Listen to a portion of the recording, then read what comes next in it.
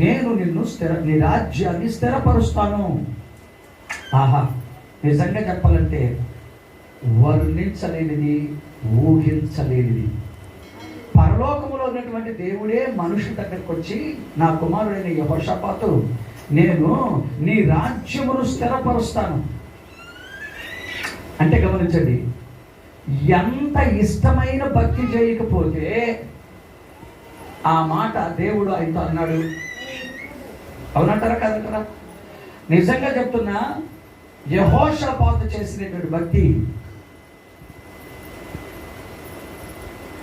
ఎంత సంతోషపెట్టిందో దేవుణ్ణి. లేకపోతే పరలోకములో ఉన్నటువంటి దేవుడు, మనుషులైతే చెడిపోవాలని కోరుకుంటారు, మనుషులైతే పక్కోళ్ళు నాశనం అయిపోవాలని కోరుకుంటారు, మనుషులైతే మనం బాగుపడుతుంటే దుమ్మెత్తిపోసేవాళ్ళు ఉంటారు, మెటుకులు ఇచ్చేవాళ్ళు ఉంటారు, మనం నశించిపోవాలని కోరుకునే వాళ్ళు ఉంటారు. కానీ పరలోకములో ఉన్నటువంటి దేవుడు మనల్ని నాశనం అయిపోవాలని కోరుకునే దేవుడు కాదు. ఆయన మన మేలును కోరే దేవుడు కానీ నాశనాన్ని కోరే దేవుడు మాత్రం కాదు. మొదటిది, నీ రాజ్యమును స్థిరపరుస్తాను అన్నాడు. రెండవ విషయం అంటాడు, యోధా వారందరూ, అంటే నేను ఏ రాజ్యములో పరిపాలన చేస్తున్నానో ఆ రాజ్యంలో ఉండే మనుషులందరూ వచ్చి నీకు పన్నిస్తారు, అంటే డబ్బిస్తారు, సంవత్సరానికి ఎంత అని డబ్బిస్తారు నీకు. ఏమనుకోబాకండి, రాజ్యాన్ని స్థిరపరచడమే ఒక ఎత్తు అయితే, ఆ దేశంలో ఉన్న మనుషులందరూ కలుసుకొని ఆర్థిక సహాయం తీసుకొచ్చి రాజు చేతులు పెట్టడం మరొక వింత. ఆమె చెప్పండి, ఇంకొకసారి చెప్పండి. రైట్. మూడో విషయం చెప్తున్నా, అతనికి ఐశ్వర్యమును, మరి జాగ్రత్త నాది, అతనికి ఐశ్వర్యమును, రెండోది ఘనతయు మెండుగా కలిగను. అబ్బా, ఆహాహా. మొదటిది రాజ్యాన్ని స్థిరపరుస్తాడంట, యోధా వారందరి చేత డబ్బు ఇప్పిస్తాడంట, మూడోది ఐశ్వర్యం కలుగు చేస్తాడంట, నాలుగోది ఘనతను కలుగు చేస్తాడు. మన దేవుడు మన పక్షాన మంచి ఆలోచనలు కలిగిన వాడా, చెడు ఆలోచనలు కలిగిన వాడా? నిజంగా చెప్పండి, అబద్ధాలు చెప్పకండి. అవి అనుకున్న వాళ్ళు చెప్పట్లా. అవి అనుకున్న వాళ్ళు ఏదో వచ్చామంటే వచ్చాం, కూర్చున్నామంటే కూర్చున్నాం, ఏదో వింటున్నామంటే వింటున్నాం, వెళ్ళిపోవాలి కాబట్టి వెళ్ళిపోతున్నట్టే ఉంటున్నది. జాగ్రత్త గమనించాలి.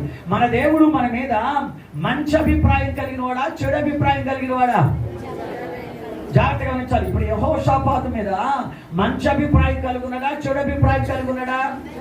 బిడ్డ రాత్రి చెప్పాను నేను, నాకు చాలా బాధ పెట్టారని. నాకు ముఖ్యంగా చెప్తున్నాను, మీరు నా మీద బాధపడ్డా పర్వాలేదు, వాక్యం వినకపోతే మాత్రం నాకు చాలా బాధ పడుతుంది. పిల్లలు 365 రోజులు మీతో ఉంటారు, కానీ దేవుడు వాక్యం ఒక్కసారి విడిపోతే తిరిగి మళ్ళీ మీ దగ్గరికి రాదు. అందుకని వాక్యం జాగ్రత్తగా వినాలి. కాబట్టి మొదటిది రాజ్యమును స్థిరపరుస్తాడట, రెండోది యోధా వారందరి చేత డబ్బిప్పిస్తాడట, మూడోది వచ్చి ఐశ్వర్యం కలుగు చేస్తాడు, నాలుగోది ఘనతను కలుగు చేస్తాడు. అంటే మన దేవుడు మనల్ని విలువగా బ్రతకాలని కోరుకునే దేవుడా, విలువ లేని బ్రతుకు బ్రతకాలని కోరుకునే దేవుడా? అయితే మీలో చాలా మంది ఆయన దగ్గరకు వస్తే కష్టాలు వస్తాయి, బాధలు వస్తాయి, ఇరుకులు వస్తాయి, ఇబ్బందులు వస్తాయి, సమస్యలు వస్తాయి, అవమానాలు వస్తాయి, నిందలు వస్తాయి అంటారే. మరి ఎవరికి? ఈరోజు మీతో మాట చెప్తున్నా, యెహోషాపాతుని ఎంతగా దీవించడానికి గల కారణం ఏంటంటే, దేవునికి ఇష్టమైన భక్తి చేశాడు అని మనం దేవుని వాక్యం ద్వారా తెలుసుకుంటున్నాం. దేవునికి స్తోత్రం చెప్పడం గట్టిగా, హల్లెలూయా. ఇంకోసారి చెప్పాలి గట్టిగా. ఇప్పుడు మీరు చెప్పండి, ఎవరికి ఇష్టమైన భక్తి చేశాడు? తొందరగా చెప్పాలి అమ్మా. ఎవరికి ఇష్టమైన భక్తి చేశాడు? దేవునికి ఇష్టమైన భక్తి చేశాడు. ఇప్పుడు నువ్వు చేసే భక్తి, నేను చేసే భక్తి ఇప్పుడు మనం ఆలోచించాలా. ఇప్పుడు మనం చేసే భక్తి అసలు దేవునికి ఇష్టం ఉందా?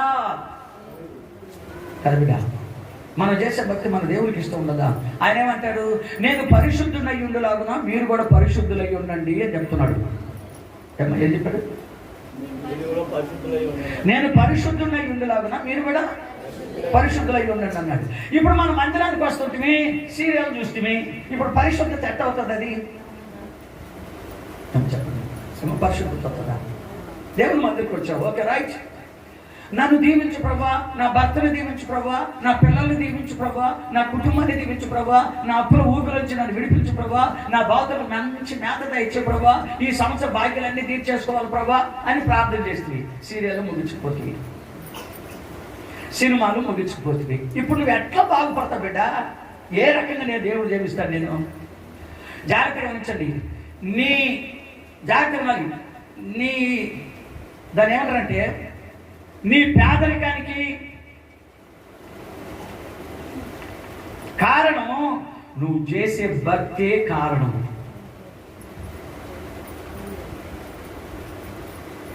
విశ్వాసరావు ఏంది? మన పేదరికానికి మన దరిద్రత కారణం ఏంది? మనం చేసే భక్తే దానికి కారణం. నీ భక్తి కరెక్ట్ లేకపోగా అందుకే దరిద్రత పేదరికం పరిగెత్తుకొని వస్తుంది నీ మీదకి.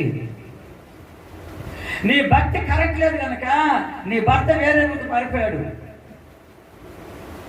నీ భక్తి కరెక్ట్ లేదు కనుక నీ పిల్లలు నీ మాట వినకుండా అయిపోయారు. నీ భక్తి కరెక్ట్ లేదు కనుక అప్పులు పాలైపోయావు. నీ భక్తి కరెక్ట్ లేదు కనుక ఆత్మీయ జీవితంలో దిగజారిపోయావు. ఎట్టుండాల్సిన వాడు ఎట్టు అయిపోయావు. దానికి కారణం ఏంటో తెలిసిన? నువ్వు చేసే భక్తి దానికి కారణం. ఈరోజు చాలా మందికి దాన్ని అర్థం కావట్లేదు. సింపుల్గా తీసి అవతల పడేస్తున్నారు. నేను పరిశుద్ధునై ఉండులాగున నువ్వు పరిశుద్ధులవై ఉండాలి. అది ఆయన ఉద్దేశం. భక్తి అంటే దేని మీద ఎక్కువ కట్టబడాలంటే పరిశుద్ధత మీద కట్టబడాలి. చెప్పండి చెప్పండి చెప్పండి బిడ్డ, దేని మీద? పరిశుద్ధత బిడ్డ. ఏమనుకో బాగా మీకు మాట చెప్తున్నా. హిందువులుగా ఉండే సంగతి నేను అనట్లా, క్రిస్టియన్ వాళ్ళుగా ఉండే సంగతి చెప్తున్నా.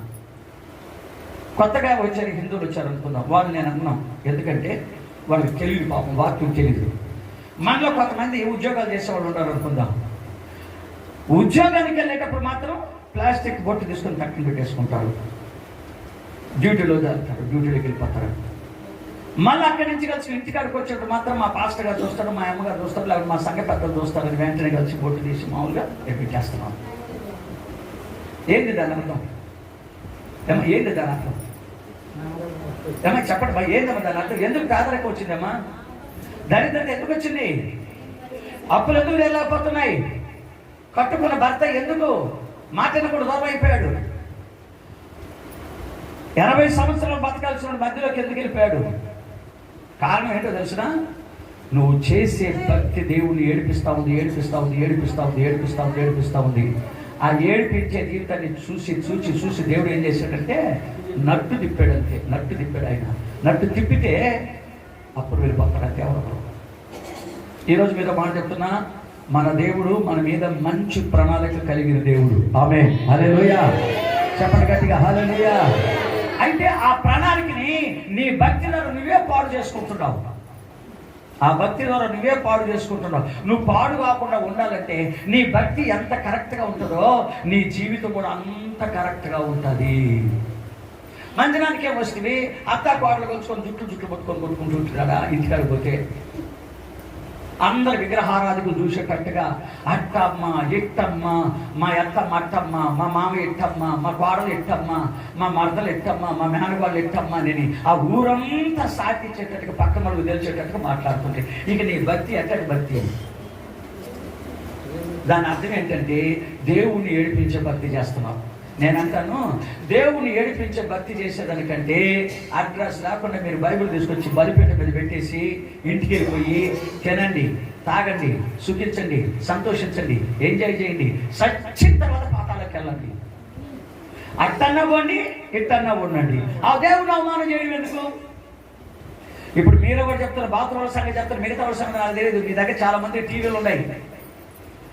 మీ చేతులతో మీరే మీ భక్తిని పాడు చేసుకుంటున్నారు. జాగ్రత్త. మన దేవుడు రోషం కలిగినటువంటి దేవుడు. మన దేవుడు పరిశుద్ధతను ఆస్వాదించే దేవుడు. మన దేవుడు నువ్వు చేసే భక్తిని క్యాలిక్యులేషన్ వేసే దేవుడు. పాలలో ధర్మమీటర్ పెట్టగానే ఎన్న శాతం, మరి పాలు శాతం ఎంత తెలిసిపోతుందో అలాగే నీ హృదయంలో ఆయన క్యాలిక్యులేటర్ వేయగానే ఖచ్చితంగా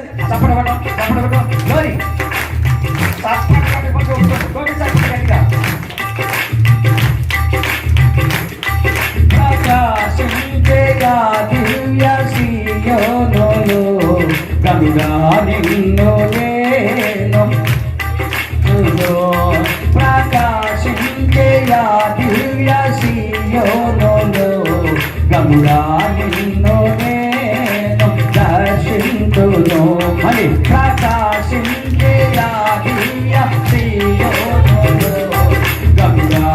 నిన్ను నేను దర్శింతును. కలలోనైనా అనుకోలేదు, కలలోనైనా అనుకోలేదు నాకింత భాగ్యము కలదని, నాకింత భాగ్యము కలదని. కలలోనైనా అనుకోలేదు, కలలో కలలోనైనా కలలోనైనా అనుకోలేదు నాకింత భాగ్యము కలదని, నాకింత భాగ్యము కలదని. ఆరాధన ఆరాధన ఆరాధన ఆరాధన. మళ్ళీ పాడాలి. ఆమేన్. అది ఇంకొకసారి పాడు పాడు పాడు.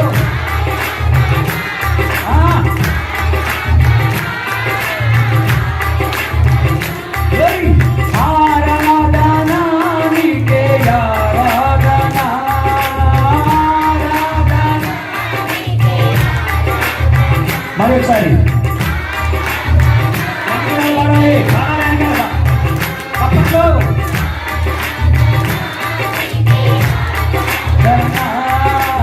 ఆరాధన నీకే ఆరాధన, ఆరాధన నీకే ఆరాధన. ప్రకాశించే దివ్య సీయోనులో కనురా నిన్ను నేను దర్శింతును. ప్రకాశించే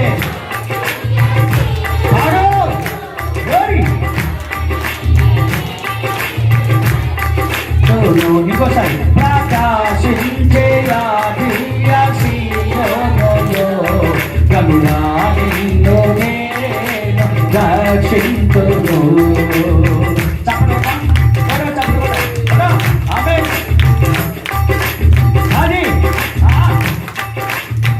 నన్ను దాటిపోని సౌందర్యుడా, నా తట్టు తిరిగిన సమరీయుడా,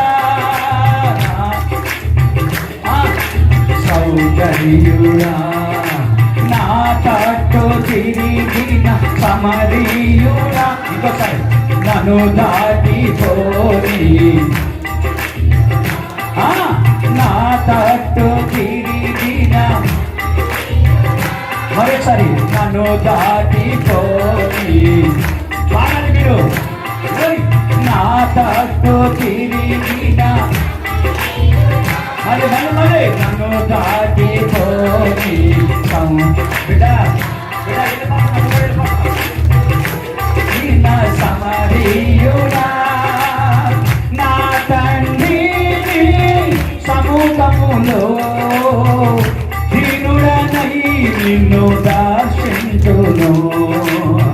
నా తండ్రిని సన్నిధిలో దీనుడనై నిన్ను దర్శించును. నా తండ్రిని సన్నిధిలో దీనుడనై నిన్ను దర్శించును. ఆరాధన తమ్ముడు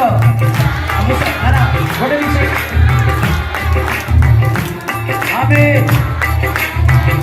గ్లోరీ ఆమేన్. ఆమేన్.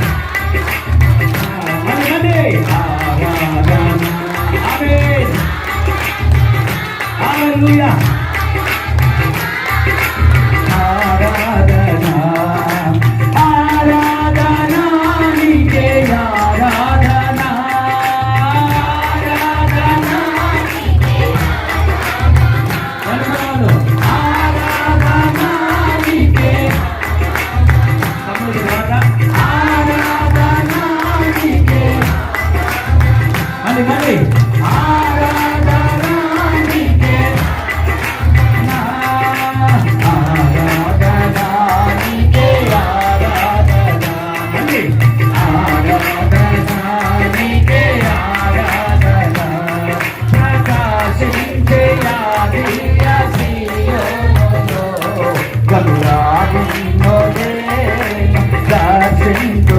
మరి ప్రకాశించే సీయోనులో గంగా నిన్ను నేను దర్శించును వేవేల దూతలతో నిత్యము పరిశుద్ధుడు పరిశుద్ధుడని వేవేల దూతలతో నిత్యము పరిశుద్ధుడు పరిశుద్ధుడని నా తండ్రిని సన్నిధిలో నిత్యము ఆరాధింతును నా తండ్రిని సన్నిధిలో నిత్యము ఆరాధింతును ఆరాధన ఆమేన్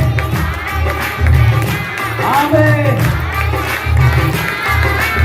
ఆరాధన హల్లెలూయా పాడాలి glory భగవాన్ పట్ల ఆరాధన glory ఆరాధన ఆరాధన నీకే ఆమేన్ ఆరాధన నీకే మళ్ళీ ఎంతమంది ఆరాధన నీకే ఆరాధన ఆరాధన నీకే ఆరాధన ఆరాధన నీకే ఇంకోసారి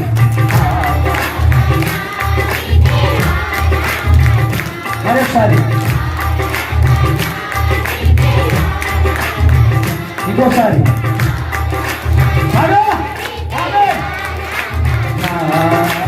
ఆరాధన నీకే ఆరాధన ప్రకాశించే దివ్య సీయోనులో గంగా నిన్ను నేను దర్శింతును మళ్ళీ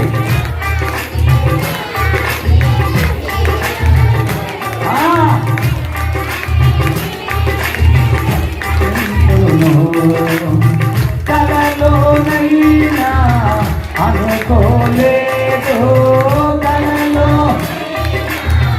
అనుకోలేదు కలలో అనుకోలేదు కలలో అనుకోలేదు నాకెంత భాగ్యము కలదని నాకెంత భాగ్యము కలదని ఆరాధన ఆరాధన ఆరాధన ఆరాధన మళ్ళీ పాడు glory ఆరాధన ఆరాధన నీకే మళ్ళీ ఆరాధన నీకే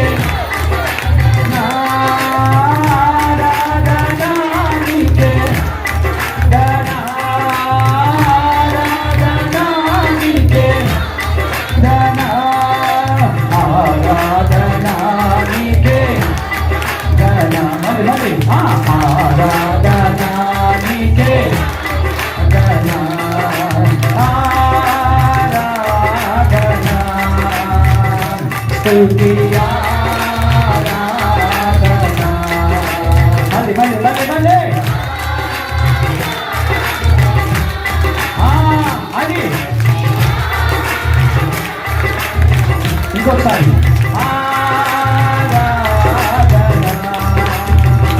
స్తుతి ఆరాధన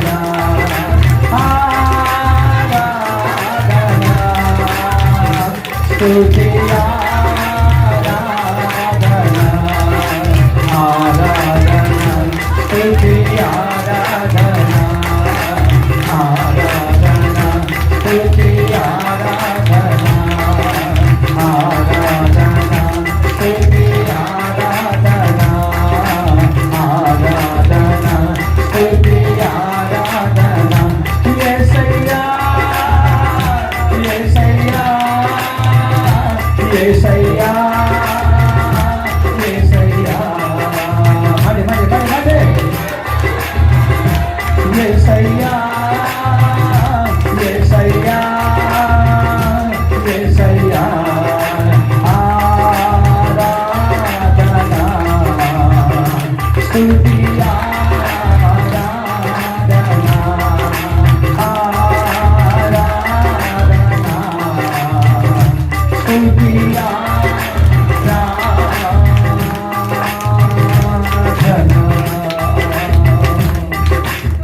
హల్లెలూయా. చప్పటి గట్టిగా హల్లెలూయా. చప్పటి గట్టిగా హల్లెలూయా. చప్పటి గట్టిగా హల్లెలూయా. ఎవరు మన దేవుడు? చెప్పండి చెప్పండి. ఎవరైనా ఎటువంటి దేవుడు ఆయన? ఆయన ఎటువంటి దేవుడు? నేను పరిశుద్ధులై ఉన్నాను కనుక మీరు కూడా పరిశుద్ధులై ఉండండి అని చెప్పిన దేవుడు. దేవునికి స్తోత్రం కలుగును గాక. హల్లెలూయా. మన దేవుడు ఎవరై అంటే పరిశుద్ధత కలిగినటువంటి దేవుడు. దేవునికి మహిమ ఘనత ప్రభావములు కలుగును గాక. కాబట్టి మన దేవుడు పరిశుద్ధత కలిగినటువంటి దేవుడు అని మనం తెలుసుకోవాలి. ఆయన మన మీద మంచి అభిప్రాయం ఉంటుంది కానీ చెడు అభిప్రాయం మాత్రం ఎంత మాత్రం కూడా మన మీద ఆయనకి ఉండదు. ఎందుకంటే మనం అందరము ఆయన చేత నిర్మించబడిన వారు కనుక. దేవునికి స్తోత్రం చెప్తాం గట్టిగా హల్లెలూయా. మనమందరం ఆయన చేత సృజించబడిన వారు. ఆయన చేతులతో మనం చేశాడు కనుక అందును బట్టి మన మీద ఆయనకి మంచి అభిప్రాయం కానీ చెడు అభిప్రాయం మాత్రం ఎంత మాత్రం కూడా ఉండదు. కాబట్టి మనం నేర్చుకోవాల్సిన విషయం ఏంటంటే ఆయనకి మంచిగా జీవించాలి. అది ఆయన కోరుకునేది. దేవునికి మహిమ ఘనత ప్రభావములు కలుగును గాక. ఆయన మన దగ్గర కోరుకునేది ఎక్కువ ఏం కోరుకుంటాడంటే నేను పరిశుద్ధులై ఉండులాగున మీరు కూడా పరిశుద్ధులై ఉండండి. అది దేవునికి స్తోత్రం కలుగును గాక. హల్లెలూయా. మనకు ఎలా ఉండాలని కోరుకుంటాడు ఆయన? ఎవరికోబాకండి. మనుషుల మధ్యలో మనము వేరే రకమైనటువంటి వాళ్ళు అనిపించుకుంటుంది. దేవుడికి వచ్చి దేవుని సందుకు వచ్చినప్పుడు మాత్రం మామూలుగా వస్తుంది. ఇప్పుడు అప్పుడు ఏంటి ఆ ఫీలింగ్ ఏంది? మనుషులు నన్ను ఎక్కడ క్రైస్తవులు అంటారు అంతే కదా బిడ్డ. మనుషులు నన్ను ఎక్కడ క్రైస్తవులు అంటారు. ఆ క్రైస్తవులు అనే మాట మన దగ్గర రాకుండా ఉండాలంటే మనం ఏం చేయాలా? బొట్టు పెట్టుకొని పోవాలా, ఉద్యోగాలు పెట్టుకుని బొట్టు పెట్టుకొని పోవాలా. ఈరోజు మీతో మాట చెప్తున్నా, అటువంటి భక్తి చేసేదానికంటే లోకంలో కలిసిపోవడం మంచిదంట. నేను హిందువుల విషయంలో వాళ్ళకి మనకు అందుకు, ఎందుకంటే వాళ్ళకి పాపం వాక్యం తెలియదు కాబట్టి వాళ్ళు మనం అన్నాం. కాబట్టి దేవుడు అనేది ఎందుకు ఇక్కడ ఆయన రాజ్యాన్ని స్థిరపరిచాడంటే గమనించాలి. ఇప్పుడు స్త్రీలు ఉన్నారు నాన్న, మీ రాజ్యం ఏదంటే మీ కుటుంబ జీవితమే మీ రాజ్యం. అంతేనా? భార్య భర్త పిల్లలు ఉన్నారు కదా, అది మీ కుటుంబ జీవితం. మీకు అది ఒక రాజ్యం. ఆ రాజ్యం ఏమవ్వాలి? స్థిరపరచబడాలన్నా దేశదిమ్మలు అయిపోవాలన్నా బిడ్డ ఏమవ్వాలి? స్థిరపరచబడాలి. రేపు రానున్న జీవితంలో నీ కుటుంబం కూడా స్థిరపరచబడాలంటే ఇదిగో ఈ భక్తే చేయాలి. మనుషులకి ఇష్టమైన భక్తి చేస్తే మాత్రం పరలోక రాజ్యంలోకి మనం స్థిరపరచబడలేం. ఎంత దగ్గర వేరే వేరే వేరే ప్రాంతాల్లో ఉన్నా కానీ మన జీవితం అంతా ఒకే ఒక్క దెబ్బకి స్పాయిల్ అయిపోతుంది అంటే. కానీ దేవునికి ఇష్టమైన భక్తిగా మనం చేయగలిగితే మొట్టమొదటి ఆయన చేసే పని ఏంటంటే నీ రాజ్యమును నేను స్థిరపరచదును. ఆమేన్. చెప్పండి గట్టిగా హల్లెలూయా. ఈ రోజు మీకు మాట చెప్పాలనుకుంటున్నాను. మీ కుటుంబ జీవితాలు అయ్యా నా కుటుంబ జీవితం స్థిరపడాలా అన్న కూడా చేతులు ఎత్తండి. నా కుటుంబ జీవితం స్థిరపడాలయ్యా, నా భర్త స్థిరపడాలి, నా భార్య స్థిరపడబడాలి, నా పిల్లలు స్థిరపడాలి, నా యొక్క వ్యాపారం స్థిరపరచబడాలి అనుకున్నవాళ్ళు జాగ్రత్త తినాలి. బిడ్డ బిడ్డ జాగ్రత్త జాగ్రత్త. గమనిస్తా ఉన్నా నేను. అట్లాగే చేతులు ఎత్తండి. నజరేయుడైన యేసుక్రీస్తు ప్రభు నామమును బట్టి చేతులెత్తిన ప్రతి బిడ్డల యొక్క హస్తాన్ని, వాళ్ళ రాజ్యాన్ని నజరేయుడైన యేసు నామములో స్థిరపరచబడును గాక. దేవునికి ఇష్టమైన భక్తి చేసే వ్యక్తులుగా ఈ బిడ్డల్ని మార్చబడును గాక. ప్రభువా నేను సంతోషపెట్టగలిగేటువంటి భక్తి, నేను ఆనందింప చేయగలిగేటువంటి భక్తి, వీళ్ళ ద్వారా నీ నామానికి అవమానం చేయగలిగే భక్తి ఈ బిడ్డలు చేయకుండా ఉందురుగాక. నన్ను గట్టిగా చప్పట్లు కొట్టి ప్రభు నామమున కనపడతాం. సంఘంలో గట్టిగా చప్పట్లు కొట్టాలి. దేవునికి మహిమ ఘనత ప్రభావం కలుగుగాక. మొదటి, అతని చేత రాజ్యమును స్థిరపరచను. జాగ్రత్తనాలి. మీ రాజ్యం స్థిరపరచబడాలంటే అర్థం చెప్తాను, జాగ్రత్తని. దేవునికి ఇష్టమైన భక్తి చేయకుండా దేవుని ఏడిపిస్తా ఉన్నారు అనుకోండి, మీ సంగతి చెప్తున్నా. బయట సంగతి వద్దు, మీ సంగతి చెప్తున్నా. దేవునికి అవమానం చేసే కార్యాలు చేస్తూ ఉన్నారు, దేవునికి ఇష్టం లేని కార్యాలు చేస్తున్నారు. ఎటు చూసినా మీ ద్వారా దేవుని నామానికి అవమానం అయిపోతా ఉంది. ఆయన మనకి మొదటిగా 1 సంవత్సరం టైం ఇస్తాడు, రెండోది 3 సంవత్సరాలు టైం ఇస్తాడు, మూడోది 5 సంవత్సరాలు టైం ఇస్తాడు. మొత్తం 3 చెప్పిన, నువ్వు చెప్పాడు. మూడోది వచ్చి 5 సంవత్సరాలు ఛాన్స్ ఇస్తాడు. ఈ 5 సంవత్సరాల్లో కానీ మారకపోతే ఎందుకంటే ఈ 5 సంవత్సరాల్లో కానీ మనం మారకపోతే ఆయన ఏం చేస్తాడంటే, ఇక ఎట్ట నీ రాజ్యాన్ని కట్టుకునే దానికి నువ్వు మంచిదానికి కాదు, నేను తీసేస్తానని తిప్పుతాడు. ఎట్టాక ఇట్లా తిప్పినప్పుడు భార్య భర్తలు తగలలు పెట్టడము, పక్కింటి వచ్చి అడగడము, అప్పులోడు వచ్చి పైన పడడము, పిల్లల ద్వారా అవమానం రావడము, ఇవన్నీ జరిగితే నేను బ్రతకడం ఎందుకు, చచ్చిపోవడం మేలని నేరు సేరతో పోయి టానికి వేసుకొని ఒకే ఒక దెబ్బతో చంపేస్తాడంటే. తిరిగి అదే స్థానంలోకి సంవత్సరం నెరకతాలని ఏరే వచ్చి ఆ స్థానంలో ఉంటుంది. ఎందుకు అట్లా జరుగుతాయి చెప్పాలి ఇప్పుడు మీరు. ఎందుకు అట్లా జరుగుతాయి? అట్లా ఎందుకు జరుగుతాయి బిడ్డ? జరగాల్సిన కారణం ఎందుకు జరుగుతుంది అట్లాగా? ఏరేమొచ్చి అక్కడ వచ్చేస్తుంది అంటే ఏరే స్థానంలో 1 సంవత్సరం దొరకతాలని మళ్ళీ ఏరేమొచ్చి ఆ స్థానంలో ఎవడిపోతుంది అంటే దాని అర్థం ఏంటో తెలిసిన, నీ అంతరంగాన్ని క్యాలిక్యులేషన్ వేసాడు ఆయన. క్యాలిక్యులేషన్ వేస్తే 5 సంవత్సరాల్లో కూడా నీ హృదయం మారే స్థితిలో లేదు. అందుకే నువ్వు బ్రతుకుంటే దగ్గర చచ్చిపోవడం మేలని ఆయనే కావాలని కలుగు చేసి నిన్ను మరణానికి అప్పచెప్పి అదే స్థానంలో తీసుకొచ్చి ఏరామని పెట్టేస్తాడు. మగవాళ్ళలో కూడా అంతే క్యాలిక్యులేషన్ వేస్తారు, పైనుంచి కింద దాకా క్యాలిక్యులేషన్ చూసి లాస్ట్కి వచ్చేకి లాభం లేదురా బాబు, నువ్వు బతికోవడం కానీ చచ్చిపోవడం లేదు కానీ ఆయన ఏదో కలుగు చేసి మొత్తాన్ని చంపేసి తీసారు పక్కన పడేసి. యవనస్తురాలు బిడ్డైతే ఏరే వాళ్ళకి చంద్ర చేస్తుంది, లేదు యవనస్తురాలు కొంచెం వృద్ధాపిలకు వచ్చిన 60 సంవత్సరాల పైన అనుకో తీసుకుపోయి పుట్టింట్లో పెట్టేస్తాడు ఆయన. ఆయన ఏది చేసినా మనం అడగడానికి వీలు. ఎందుకని? ఆయన సృష్టికర్త కాబట్టి, మంచి చెడులన్నీ ఆయనకు తెలుసు కాబట్టి మనం భయపడాల్సిన అవసరత, మనం అడగాల్సిన అవసరం, ఎందుకు చేసావయ్యా ఇట్లాగా అని అడగాల్సిన అవసరత లేదు. అట్లాంటి జరగకుండా ఉండాలంటే ముఖ్యంగా మనం ఏం చేయాలంటే, మన ద్వారా దేవుని నామానికి అవమానం కలిగించే కార్యాలు చేయకూడదు. అన్న చెప్పండి, ఒకసారి చెప్పండి. జాగ్రత్తగా నాలి. మీ స్థానాలు మీరు కాపాడుకోవాలంటే, మీ స్థానంలో మీరు ఉండాలంటే, మీ భర్తల స్థానంలో మీ భర్తలు ఉండాలంటే, మీ పిల్లల స్థానంలో మీ పిల్లలు ఉండాలంటే దేవునికి అవమానం చేసే కార్యాలు చేయకుండా జాగ్రత్త పడాలి. యెహోషాపాతు అట్లా జాగ్రత్త పడ్డాడు కాబట్టి అతని రాజ్యాన్ని ఏం చేశాడంటే స్థిరపరిచాడు. అంటే స్థిరపరచడం అంటే అర్థం ఏంటంటే, ఎంతమంది శత్రువులు యెహోషాపాతు మీద రాజ్యానికి మీదకి వచ్చినా జయించలేని పరిస్థితి. ఆమేన్ చెప్పండి, ఇంకోసారి చెప్పండి గట్టిగా. ఈ లోక సంబంధమైన అపవాది కావచ్చు, ఈ లోక సంబంధమైన మనుషులు కావచ్చు, ఈ లోక సంబంధమైన ఎటువంటి వాళ్ళైనా మీ మీదకి వస్తే వాళ్ళకి అపజయమే కానీ జయం మాత్రం వాళ్ళకు ఉండదు. ఎందుకని? దేవునికి ఇష్టమైన భక్తి చేస్తున్నావు కాబట్టి, నీ ద్వారా దేవుని నామానికి అవమానం లేదు కాబట్టి ఈరోజు మీతో చెప్తున్నా, మీ స్థానాలు మీరు జాగ్రత్తగా కాపాడుకోవాలంటే ఖచ్చితంగా, ముఖ్యంగా చెప్తున్నా, మీ స్థానాలు మీరు కాపాడుకోవాలంటే దేవునికి ఇష్టమైన భక్తి చేసే విధానంలో జాగ్రత్తగా ఉండండి. ఆయన ఏడిపించొద్దు, ఆయన్ని బాధ పెట్టద్దు, ఆయనకి అవమానం చేసే కార్యాలు చేయొద్దు. అట్లా చేస్తే మీ స్థానాల్లోకి ఏ రాయిని తీసుకొచ్చి పెట్టేస్తాడు, మీ స్థానాలకి ఏ రాయిని తీసుకొచ్చి పెట్టేస్తాడు. ఆ తర్వాత లబోదిబు అనుకున్న యవన కాలంలోనే భర్త లేని వాళ్ళు అయిపోతారు, యవన కాలంలోనే భార్య లేని వాళ్ళు అయిపోతారు. అట్లా జరగకుండా ఉండాలంటే దేవునికి ఇష్టమైన భక్తి చేయించే విధానంలో చాలా జాగ్రత్తగా ఉండాలి. ఆమేన్ చెప్పండి. ఇప్పుడు చెప్పండి, సీరియల్ చూద్దామా? చెప్పండి, ఇప్పుడు సీరియల్ చూద్దామా? ఏమండి అయ్యగారు, సీరియల్ అంటే అంత పెద్ద తప్ప అంటారు. మీకు మాట చెప్తుంది, సీరియల్ అంత పెద్ద తప్ప అని ఎందుకు చెప్తాను జాగ్రత్త. సీరియల్ నువ్వు చూసేటప్పుడు ఏమనుకో, అక్కడ మీకు ఇస్తే చెప్తాను, ఎవరసలు పిల్లలు ఈ పిల్లలు అడగాలి. బిడ్డ, ఇప్పుడు మనం సీరియల్ చూస్తాం అనుకోండి బిడ్డ, చూసేటప్పుడు వాళ్ళు వేసుకునే డ్రెస్సులు మన కంటికి కనపడతా ఉంటాయి. వాళ్ళు వేసుకునేటువంటి ఇప్పుడు ఈ జనరేషన్ తగినటువంటి డ్రెస్సులు, ఈ జనరేషన్ తగినటువంటి రకరకాల అన్ని వాడతాయి. అప్పుడు దాన్ని చూసినప్పుడు వీళ్ళకి ఏమనిపిస్తుంది అంటే, ఆహా అలాంటి బట్టలు నేను కూడా వేసుకుంటే అనిపిస్తుంది బిడ్డ. ఇప్పుడు చెప్పండి, అంటే ఆ ఆకర్షణ నీలో పెరిగిందంటే దాన్ని చూడబట్టే కదా. అది చూడకుండా ఉంటే నీకు రాదు కదా. అంటే దాన్ని బట్టి చెప్పండి, సీరియల్ అయినా సినిమాలైనా అల్లరితో కూడిన ఆటపాటలైనా తగాదాలైనా ఇంకోటి ఏదైనా సరే దేవునికి వ్యతిరేకంగా చేస్తే మీ కుటుంబ రాజ్యాలు స్థిరపడడం చాలా కష్టం. అందుకే యెహోషాపాతు జాగ్రత్తగా పట్టుకున్నాడు. నేను చేస్తే భక్తి అట్టి చేయాలి తెలిసిన, పరలోకములో ఉన్న దేవుని సంతోషపెట్టుదునుగాక.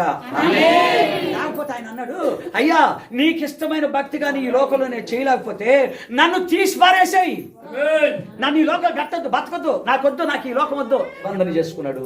ఆ నిబంధన ప్రకారంగా భక్తి చేయడానికి ఇష్టపడ్డాడు. దేవుని స్తోత్రం చెప్తాం గట్టిగా, చెప్పాలి గట్టిగా.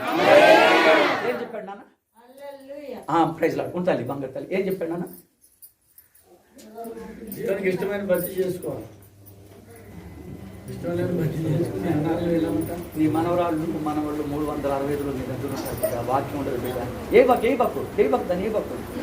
చేతులు స్తోత్రాలు చెప్తాం గట్టిగా.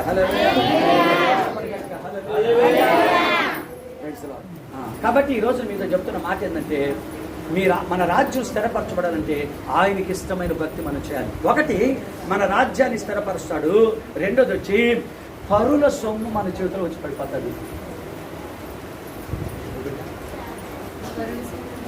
ఇప్పుడు గమనించండి, నువ్వు కష్టం చేయలేవు బిడ్డ. వాస్తవం చెప్పాలంటే అవును, నువ్వు కష్టం చేయలేవు. నువ్వు కష్టం చేయకపోయినా పర్వాలేదు, ఓకేనా? ఆయనకి అవమానం తెచ్చే కార్యాలు చేయకుండా ఉంటే చాలు.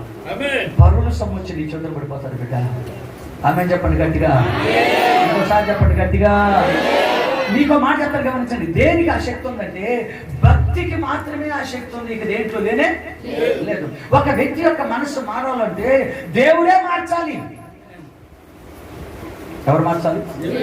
దేవుడే మార్చాలి. దేని బట్టి మారుతుందంటే మనం చేసే భక్తిని బట్టి, మనం చేసేటువంటి ప్రార్థన బట్టి, మనం ఉండే వ్యవహారాన్ని బట్టి, మనం ఉండేటువంటి కార్యాలను బట్టి ఆయన మనస్సు మార్చి. ఇప్పుడు చూడండి, ఇక్కడ అంటాడు, యూదా వారందరూ యెహోషాపాతునకు పన్ను ఇచ్చిరి.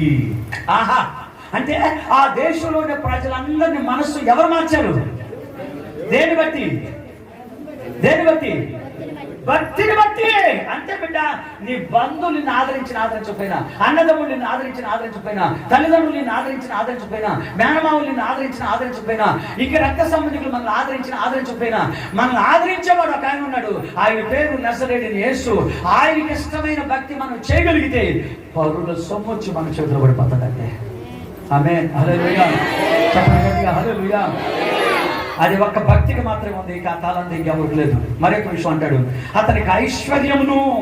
అంటే నువ్వు ఏ విషయంలో ఒక దగ్గర పోయి అడగాల్సినటువంటి స్థితిగతులు ఇక నేనే జాగ్రత్త. ఎవరైనా నీ దగ్గరకు వచ్చి తీసుకొని వెళ్ళాల్సిందే కానీ నువ్వు పోయి చెయ్యి పెట్టి అడిగే విధానం లేకుండా చేస్తాడు. ఇప్పుడు చెప్పండి, అడుక్కునేది మంచిదా, ఇచ్చేది మంచిదా? చెప్పండి. ఏది మంచిది? ఇచ్చేది మంచిది. నీ ద్వారా ఈ రోజు నుంచి మీరు ఒక నిబంధన చేసుకోవాలి. ప్రభువా, ఈ రోజు నీ సన్నిధిలో నేను ఒక నిబంధన చేస్తున్నా. నేను ఈ రోజు నుంచి మొదలుకొని నీకు ఇష్టమైన భక్తి చేస్తా. యెహోషాపాతు ఎట్లాంటి భక్తి చేసాడో అట్లాంటి భక్తి చేస్తా. కానీ ఈ రోజు నుంచి ఒక ఇంటి దగ్గరికి వెళ్ళి నేను అడగకూడదు, ఒక వ్యక్తి దగ్గరికి వెళ్ళి నేను అడగకూడదు. అట్లా అడిగే బుద్ధి నాకు వచ్చిన రోజున భూమి మీద నుంచి నన్ను తీసేసి.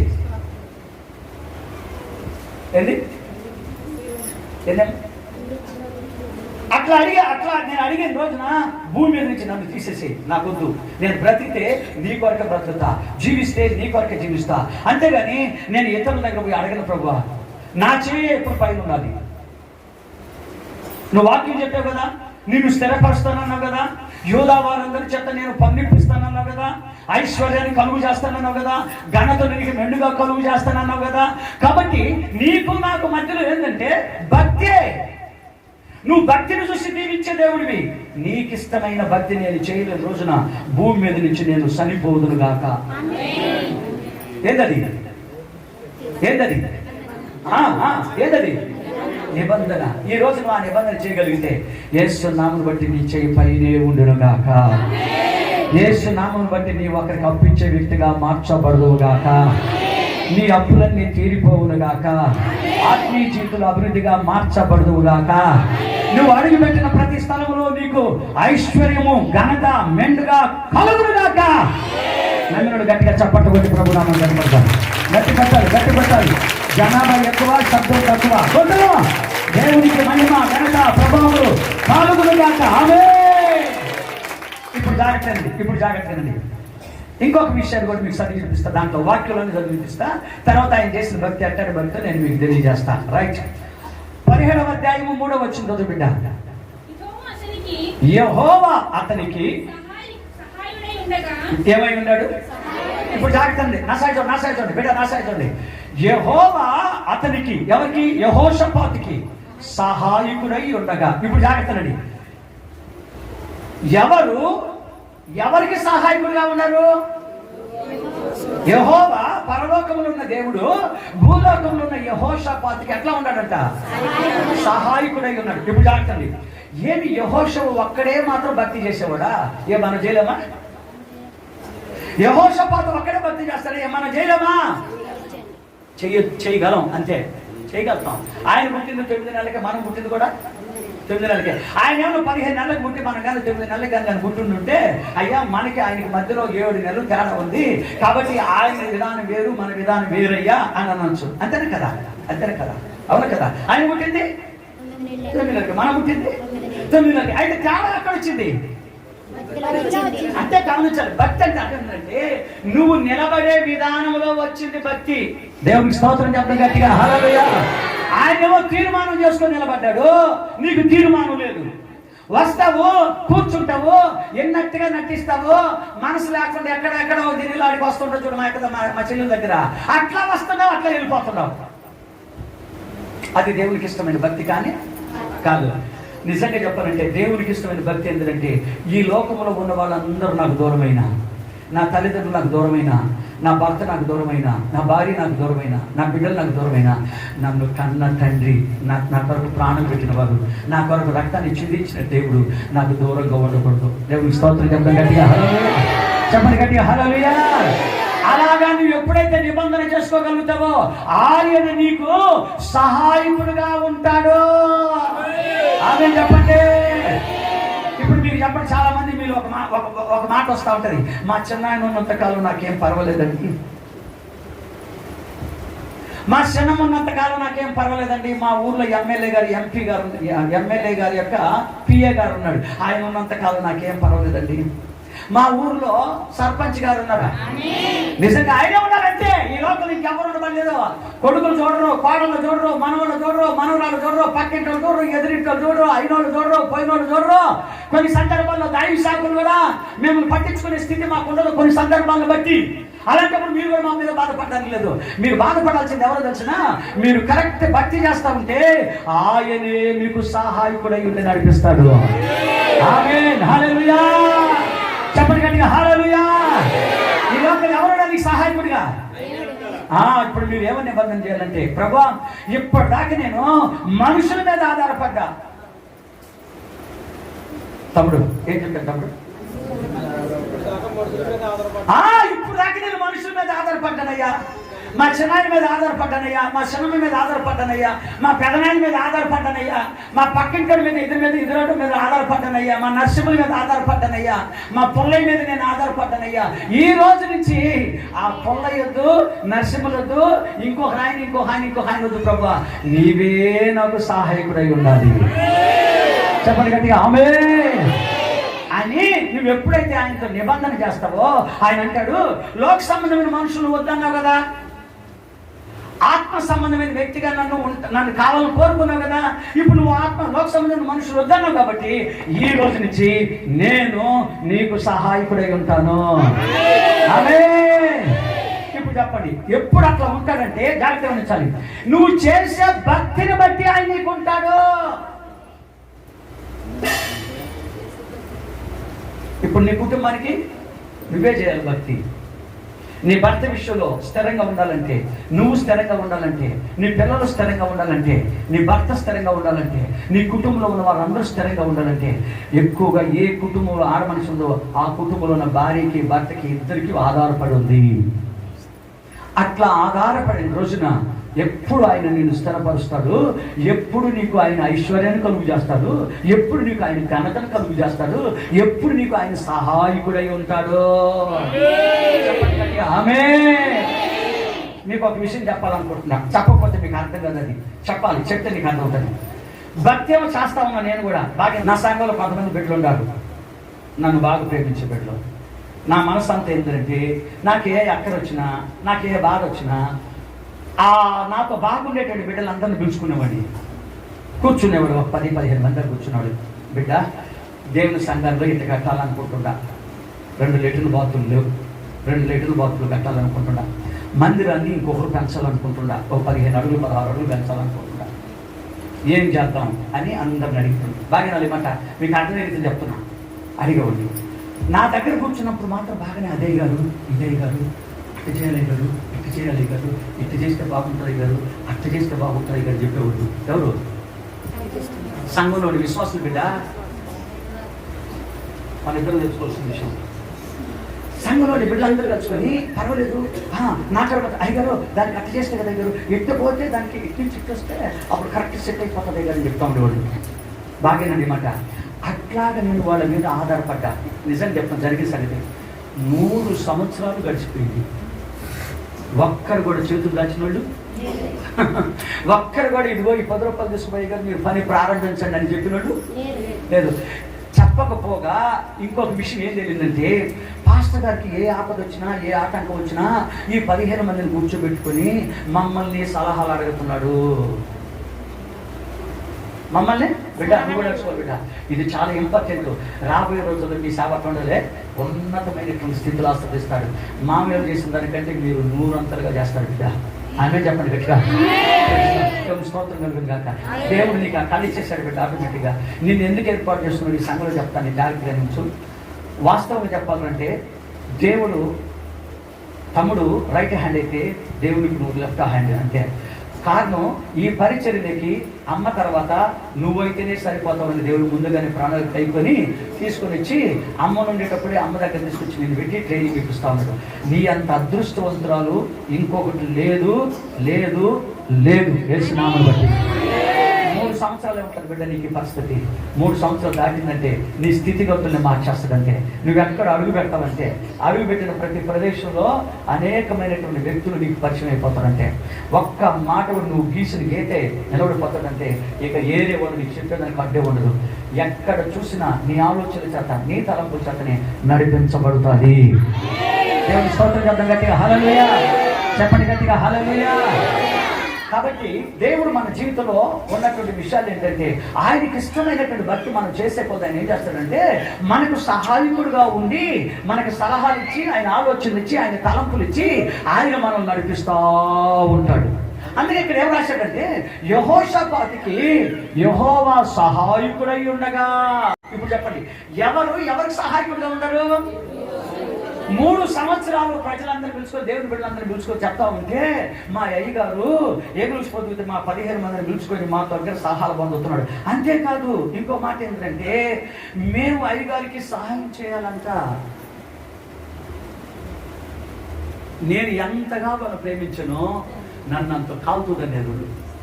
నిజంగా చెప్తున్నా, నేను అదే పని నా దేవుడి దగ్గర నేను ఎదిగి ఉంటే నాకు ఎంత బాగుంటుంది అనిపించింది.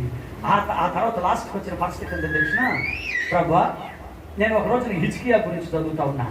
చదువుతుంటే అక్కడ కూడా అతి శ్రేష్టమైన ఐశ్వర్యమునిచ్చాను అని రాసింది. చెప్పండి, ఏమి ఇచ్చాడంట? అతి శ్రేష్టమైన ఐశ్వర్యమునిచ్చాడంట, ఘనతనిచ్చాడు. ఇప్పుడు ఎట్లా చెప్పాడు, అక్కడ కూడా అట్లాగే చెప్పాడు. అప్పుడు ఆ వాక్యం చదువుతుంటే నాకు అనిపించింది, ప్రభా మా పితరులు నీ మీద ఆధారపడినప్పుడు అన్ని పనులు చేశారు, సర్వ సమృద్ధినిచ్చారు, ఎక్కడ చూసినా ఎక్కడ కూడా తేడా లేదు ప్రభా.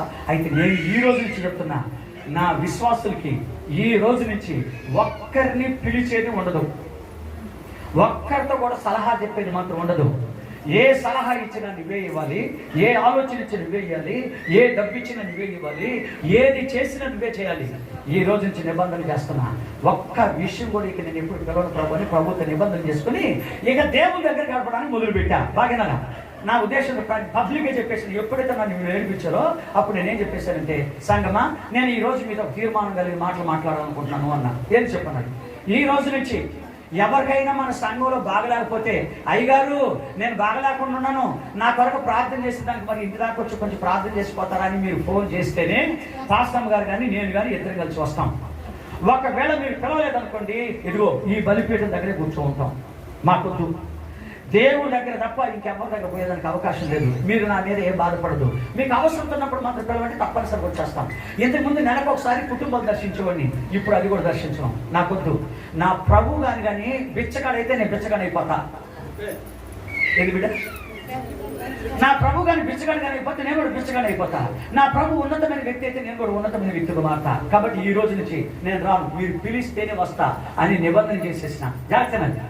వాళ్ళతోనేమో 3 సంవత్సరాలు చేసే సహవాసం. బాగా నల్లమాట ప్రభుతోటి 3 నెలలు చేశా. 3 నెలలు చేశాడు బిడ్డ. 3 నెలలు జరగతాలు ఏం చేశాడంటే, బాగా నల్లమాట 1,15,000 రూపాయలు ఇతరుల దగ్గర నుంచి వచ్చేసింది. చప్పటి కొట్టాలి గట్టిగా. దేవుడికి మహిమ ఘనత ప్రభావాలు కలుగును గాక. ఆమేన్. చప్పటి గట్టిగా ఆమేన్.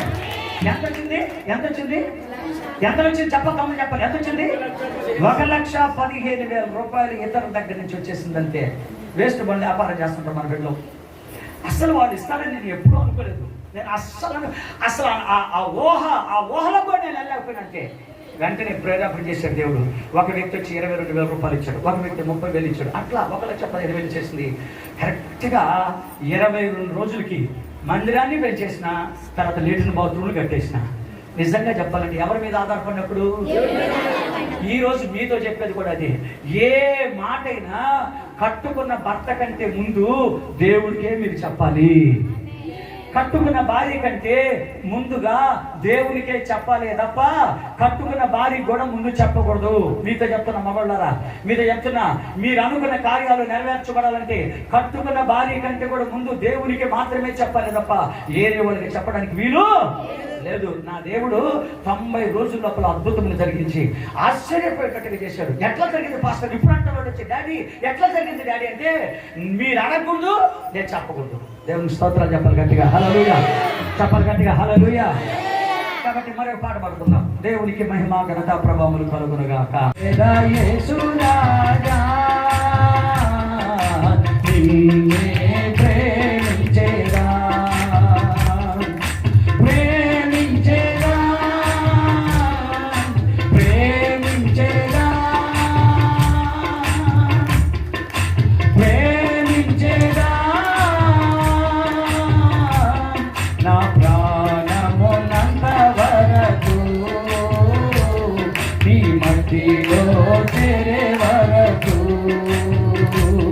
నా ప్రాణమున్నంత వరకు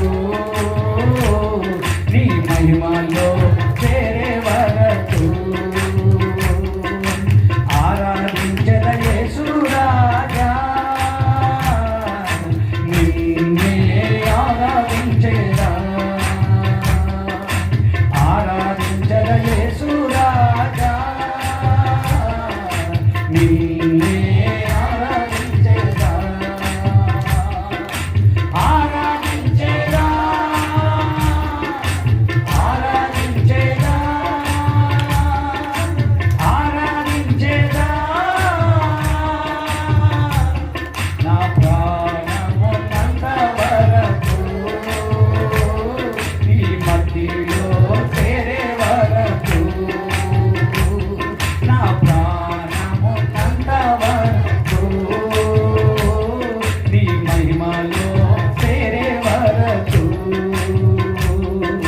ప్రార్థించేదా యేసు రాజా, నిన్నే ప్రార్థించేదా.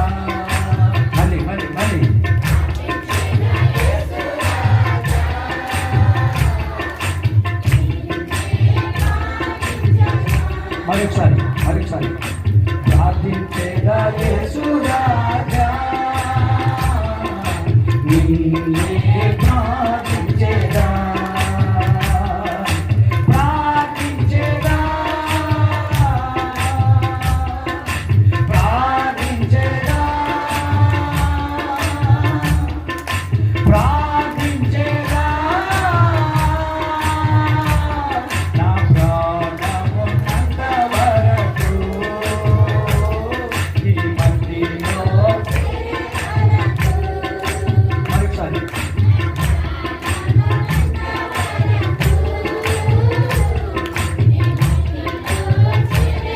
వరకు సేవించేదా యేసు రాజా, నిన్నే సేవించేదా, సేవించేదా.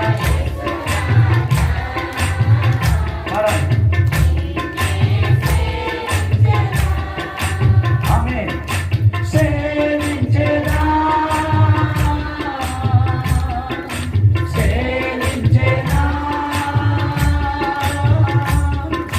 సేవించేదా,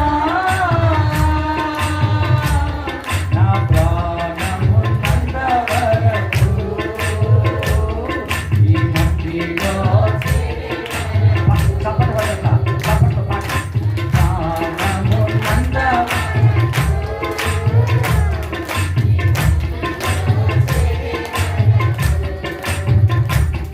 నా ప్రాణమున్నంత వరకు ఈ మట్టిలో వరకు, నా ప్రాణమున్నంత వరకు ఈ మహిమలో జీవించేదా యేసు రాజా, నీకై పాడాలి మళ్ళీ జీవించేదా, జీవించేదా, జీవించేదా, జీవించేదా, నా ప్రాణమున్నంత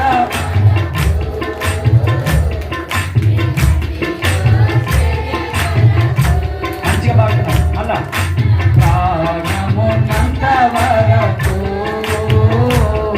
ఈ మట్టిలో చేరే వరకు, నా ప్రాణమున్నంత వరకు నీ మహిమలో చేరే వరకు ప్రేమించేదా యేసు రాజా, నీకే ప్రేమించేదా,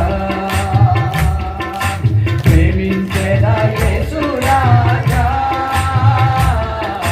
నిన్నే ప్రేమించేదా, ప్రేమించేదా,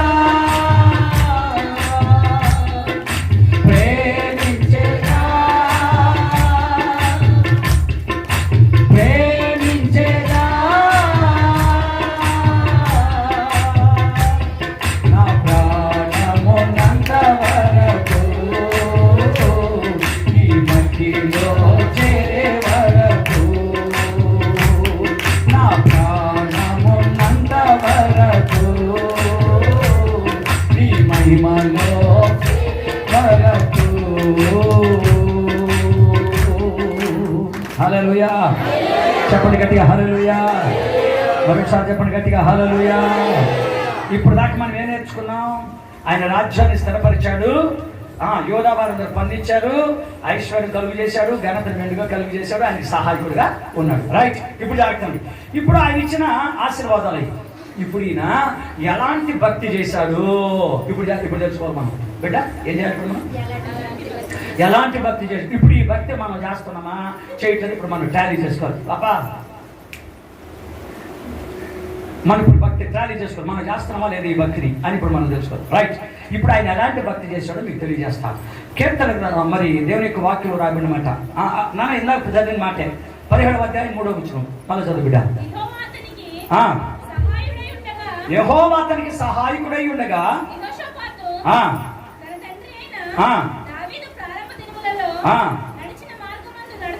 ఇప్పుడు ఒక నిమిషం అండి. తన తండ్రి అయిన దావీదు నడిచినటువంటి ప్రారంభ దినాల్లో దావీదు ఎలాగ నడిచాడో అలాగ నడిచాను అని చెప్తున్నాడు. దేవునికి స్తోత్రం చెప్తాం గట్టిగా హల్లెలూయా. ఇప్పుడు ఆయన భక్తిలో మొదటి పాఠం జాగ్రత్తనాలి. ఇప్పుడు ఆయన చేసిన భక్తిలో మొదటి గుణం మనం నేర్చుకోవాల్సింది ఏంటంటే దైవ సంబంధమైన లక్షణాల్లో మొదటి లక్షణం ఏంటంటే తన తండ్రి అయినటువంటి దావీదు నడిచిన ప్రారంభ దినాల్లో దావీదు ఎలాగైతే నడిచాడో నేను కూడా అలాగే నడిచాను అని చెప్తున్నాడు. రాజు ఏం చెప్పాడు? కరెక్ట్ రాలా నాకు చెప్తున్నాను. దగ్గర ఎలా నడిచారు ఆ, మనం కూడా నడాలని. అది తన తండ్రి అయినటువంటి దావీదు ప్రారంభ దినాల్లో ఎలాగైతే నడిచాడో నేను కూడా అలాగే నడుస్తాను అని తీర్మానం చేసుకున్నాడు. ఇప్పుడు మీతో కూడా చెప్తున్నా, బాగా గమనించాలి. ఆ రోజు యెహోషాపాతు భక్తిలో ఏముందంటే తీర్మానం ఉంది. చెప్పండి ఏముంది బిడ్డ? తీర్మానం లేకపోతే దేవుడు నిన్ను బ్లెస్ చేయలేడు. ఇది చాలా ఇంపార్టెంట్ బిడ్డ.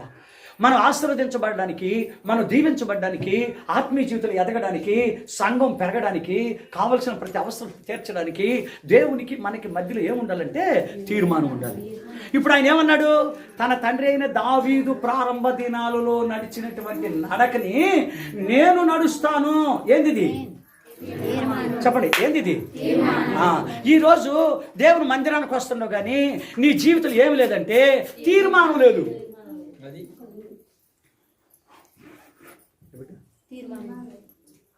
తీర్మానం లేని భక్తి నిన్ను పైకి లేవనెత్తదు బిడ్డ, లేవనెత్తదు. తీర్మానంతో కూడిన భక్తి ఉంటేనే ఆయన ఆ తీర్మానాన్ని బట్టి మన పైకి లేపుతాడు. ఆయన అన్నాడు, నేను దావీదు నడిచిన ప్రారంభ దినాల్లో ఎలాగైతే నడిచాడో అలాంటి భక్తి నేను చేస్తాను. ఈరోజు నేను తీర్మానం చేస్తున్నా అన్నాడు. తీర్మానం చేసేసాడు.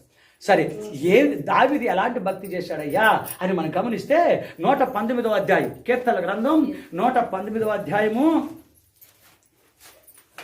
దేవునికి మహిమ 164వ వచనం, 119వ అధ్యాయం 164వ వచనం. దావీదు ప్రారంభ దినాల్లో ఎలా నడిచాడని చెప్తుంటే అక్కడ చూడండి మళ్ళీ చదువు బిడ్డ. నీ న్యాయ విధులను బట్టి దినమునకు 7 మార్లు ఆమేన్. దేవునికి స్తోత్రం చెప్పండి. ఇంకోసారి చెప్పండి. ఇప్పుడు గమనించండి, భర్త మారాలంటే ఏం చేయాలా? ఎన్నిసార్లు? ఎవరాడు మాట్లాడి ఎన్నిసార్లు అమ్మా? జాగ్రత్త. నిజంగా నీ భర్త మారాలంటే దినానికి నువ్వు ఎన్నిసార్లు ప్రార్థన చేసే వ్యక్తిగా ఉండాలా? నీ పిల్లలు ఉన్నతమైనటువంటి స్థితిలోకి రావాలంటే ఎన్నిసార్లు ప్రార్థన చేసే అలవాటు కలిగి ఉండాలా? నీ అప్పుల ఊబిలో నుంచి నేను పైకి తీసుకురావాలంటే ఎన్నిసార్లు ప్రార్థన చేసి అలవాటు కలిగి ఉండాలా? నీ సంగతి బిడ్డ, నీ అప్పుల్లో నుంచి ఇప్పుడు 2 కోట్ల చిల్లర అప్పు ఉందన్నావు, వాటిలో నుంచి ఇప్పుడు నిన్ను విడుదల చేయాలంటే ఇప్పుడు ఎన్నిసార్లు ప్రార్థన చేసి అలవాట్లకు రావాలా? ఒకవేళ నా తమ్ముడుండి లోక సంబంధమైన వాటిని వ్యాపారాల కొరకు, బాకీల కొరకు, వాటి కొరకు, ఇట్ల కొరకు పరిగెత్తుతున్నాడు అనుకో, ఆయన సంగతి పక్కన వదిలిపెట్టి పని చూసుకుంటూనే నువ్వెన్నిసార్లు నడవాలా? నవ్వేది కాదు బిడ్డ. ఇక్కడ మనం ఏడవాళ్ళ వాస్తవం చెప్పాలంటే ఎన్నిసార్లు చేయాలి ఇప్పుడు మన ప్రార్థన? ఇప్పుడు మా తమ్ముడు నీ మీద పెట్టేసి ఆయన తిరుగుతా ఉండేడు అనుకో, ఆయన ఏమనుకుంటాడు తెలుసు, నా భార్య ఎట్ట చేస్తుందిలే, నేను మాత్రం తిరగను అన్నాడు అనుకో. ఇక్కడ దేవుని వాక్యము మగ మనిషిని బట్టి ఆశీర్వాదం వచ్చిందా, ఆడ మనిషిని బట్టి ఆశీర్వాదం వచ్చిందా? ఆడ మనిషిని బట్టి వచ్చింది. ఇక్కడ ఎవరిని బట్టి వచ్చింది ఆశీర్వాదం? యెహోషాపాతుని బట్టి ఆశీర్వాదం వచ్చింది, అవునా కదా? అట్లా ఆయన ఏంటంటే తాత్కాలికమే, నీకు అసలు ఉండవలసింది నీకు. లాజరు నా బామర్తుంటాడు, మా చెల్లు భర్త, అందరం కలుసుకొని బాతులు వేసుకుని వెళ్ళేవాళ్ళమి. కానీ వాడు చేసే పని నేను చెప్తాను జాగ్రత్తండి. ఒక్కసారి బాతులు మేపాడు అంటే, గమనించాలి, బాతులు మేపాడు అంటే ఒక్కసారి మేపి కానీ కుదిరేశాడంటే 2 గంటల వరదాకా ఆ బాతులు పైకి లేవు. అందుకని ఒక పిల్లని పెట్టేసి, రే నువ్వు ఇక్కడే ఉండరా, నేను ఇప్పుడు వస్తానని వాడికంటే ఒక 10 అడుగులు 20 అడుగులు దూరం వెళ్ళిపోయి ఆ గెనాల మీదనే చేతులు పైకెత్తి ప్రార్థన చేసేవాడు. కరెక్ట్గా వాడు 2 గంటలు చేరి ప్రార్థన చేస్తే వాడు యేసునామములో అడుగుచున్నాం తండ్రి ఆమేన్ అనగానే ఒక 40-50 బాతులు గదిలేదు మేతకి. అట్లా ఒక్క దినానికి వచ్చి 7 సార్లు బాతులు మేపేవాడు, 7 సార్లు ప్రార్థన చేసేవాడు. అందుకే ఈ రోజు మీతో మాట చెప్తున్నాను, మార్కెట్లోకి మొదటి గుడ్లు ఎవరైనా అంటే కామంచి దానియేలు, కామంచి లాజరు గుడ్లు వచ్చినాయండి అనేది. మళ్ళా రెండోసారి అందరూ మేపుకొని వెళ్ళిపోతా ఉంటారు, చాలా మంది మేపుకొని వెళ్ళిపోతా ఉంటారు. అందరికంటే లాస్ట్ గుడ్లు ఎవరైనా అంటే అల్లూరు సెటిల్మెంట్ లో ఉన్న కామంచి లాజరు, కామంచి దానియేలు బాతులు గుడ్లేదు అనేది. కారణం చెప్పండి, రోజుకి ఎన్నిసార్లు? ఈ రోజు నీకు ఆశీర్వదించబడాలనుంది బిడ్డ, నీ కుటుంబంలో నీ భర్త దీవించబడాలనుంది, నీ పిల్లలు దీవించబడాలనుంది, నీ కుటుంబంలో ఉన్నటువంటి యవనస్తుల బిడ్డలు ఆశీర్వదించబడాలనుంది. కానీ నీ దగ్గర ఏమి లేదు, ప్రార్థన లేదు. అవసరమైతే ముచ్చట్లు మాట్లాడుకోమంటే గంటలు మాట్లాడుకుంటాం. సీరియల్ చూడమంటే వర్షానికి సీరియల్ 7 గంటలకు ఒక సీరియల్, 7:30కు ఒక సీరియల్, 8 గంటలకు ఒక సీరియల్, 8:30కు ఒక సీరియల్, 9 గంటలకు ఒక సీరియల్, 9:30కి. అవసరమైతే రాత్రి 12 గంటల దాకా కళ్ళన్నీ దాంట్లో పెట్టుకొని చూస్తావు. కానీ ప్రార్థన మాత్రం. ఈ రోజు నువ్వు అస్థితిలో రావడానికి కారణం ఏంటి? దరిద్రతలో రావడానికి కారణం ఏంటి? నెమ్మది లేకుండా పోవడానికి కారణం ఏంటి? అప్పులు పాలైపోవడానికి కారణం ఏంటి? నీ కుటుంబంలో భార్య భర్తల మధ్యలో నెమ్మది లేకుండా పోవడానికి కారణం ఏంటి? భార్య చూస్తే రాక్షసుడు చూసినట్టు ఉంటుంది, భర్తను చూస్తే దయ్యాన్ని చూసినట్టు ఉంటుంది. ఒకే ఇంట్లో భార్య భర్తలుగా ఉంటారు, కానీ నాగుబాము ముంగీసి ఎలాగైతే ఉంటారో ఈయన బుస్ అంటే ఆమె బుస్ అంటుంది. కుటుంబంలో చూస్తే ఎక్కడ చూసినా నెమ్మది ఉండదు, శాంతి ఉండదు, సమాధానం ఉండదు. అసలు ఈ అమ్మాయిని ఎందుకు చేసుకున్నాడు రా నాయన అంటుంది. అంటే ఈయన ఆల్రెడీగా లైన్ తప్పి ఉంటాడు. ఆల్రెడీ లైన్ తప్పినప్పుడు భార్య భర్త కంటికి ఎంత కనిపిస్తుంది అంటే ఒక రాక్షసులా కనిపిస్తుంది. కారణం ఏంటంటే భక్తి చేసేదానికంటే శరీర సంబంధమైన కార్యాలకే మనసు ఎక్కువగా ఇచ్చాడు కాబట్టి. అయితే యెహోషాపాతు చేసిన భక్తి ఎక్కడ భక్తి చేసేది వచ్చిన నిబంధనతో కూడిన భక్తి. మా పితరుడైనటువంటి దావీదు ఎలా చేశాడో నేను అలా చేస్తానని తీర్మానం చేసుకున్నాడు. ఆ తీర్మానం ఏంటంటే దినానికి వచ్చి 7 సార్లు ప్రార్థించే అలవాటు కలిగి ఉన్నాడు. ఈరోజు నిన్ను నీ రాజ్యం స్థిరపరచబడాలి. ఏముండాలి ఇప్పుడు నీకు కూడా? ఇప్పుడు జాగ్రత్త. నేను అదే బలిపీఠం దగ్గర బడి ఉండకుండా విశ్వాసం దగ్గర బడి ఉండుంటే 7 సంవత్సరాలు బాగొట్టుకున్నా అవకాశాన్ని. నేను ఎంత 7 సంవత్సరాలు 2012లో వచ్చినా నేను అక్కడికి. ఓకేనా? 2012లో వచ్చి మనుషులు పట్టుకున్న, విశ్వాసాలు పట్టుకుని మీ కాలు పట్టుకున్నా. దేవుడు అన్నాడు, నువ్వు వాడు కాలు పట్టుకున్నంత వరకు నేను నీ దగ్గర రానురా అన్నాడు. బిడ్డ బిడ్డ ఓం బొమ్మం బయట తెలుపుతుంది మా బిడ్డ అప్పుడే వెళ్ళిపోతా ఉంది. ఎన్నిసార్లు పాటలు పాడాలి, ఏమి చేయాలి? చేతులతో సదాన్ని స్తోత్రం చెప్పండి గట్టిగా, హల్లెలూయా చెప్పండి గట్టిగా, హల్లెలూయా. అందుకని ఆయన ఎప్పుడైతే విశ్వాసం పాదాలు వదిలిపెట్టి దేవుని పాదాల దగ్గర కూర్చోడానికి మొదలుపెట్టానో అప్పుడు కార్యం చేయడానికి మొదలుపెట్టాడు ఆయన. జాగ్రత్తనండి, ఎవరైనా సరే పిలిస్తే మాత్రమే వెళ్తా, అంతే. పిలవకపోతే మాత్రం వెళ్ళేదానికి కుదరదు. బలిపెట్టిన దగ్గర కొనుక్కుంటా, నిద్ర వచ్చిందనుకో అక్కడే కొనుక్కుంటా, వాక్యం చదువుకుంటా, ప్రార్థన చేసుకుంటా. చిన్నగానైనా సరే, శక్తి లేకపోయినా సరే చిన్నగానైనా కృతజ్ఞతాస్తుతి చెల్లిస్తూ ఉంటా. ఆయన చూశాడు, ఖచ్చితంగా 40 రోజులు చూశాడు. 40 రోజులు చూశాడు ఆయన. మనం ఎన్ని రోజులు బిడ్డ? 40 రోజులు చూశాడు. 40 రోజులు చూడడంతో ద్వారా తెరిచాడు. తెరడుందని ఆ పని ముగించబడ్డది, దేవుని పని కూడా ముగించబడ్డది. ఎలాంటి భక్తి చేస్తే దినానికి 7 సార్లు అన్నాడు. ఈరోజు మీతో మాట చెప్తున్నా, 7 సార్లు ఆయన రాశాడు. కానీ ఎందుకంటే ఆయన రాజు కాబట్టి, ఆయనకి రాజరికం ఉంది, 30 లక్షల మంది సైన్యం ఉన్నారు, యుద్ధం చేసే వాళ్ళు ఉంటున్నారు కాబట్టి ఆయన 7 సార్లు నేర్చుకున్నాడు. నేనంటాను, దినమంతా ఆయన పాదాల దగ్గర పెడితే ఇంకెంత బాగుంటుంది.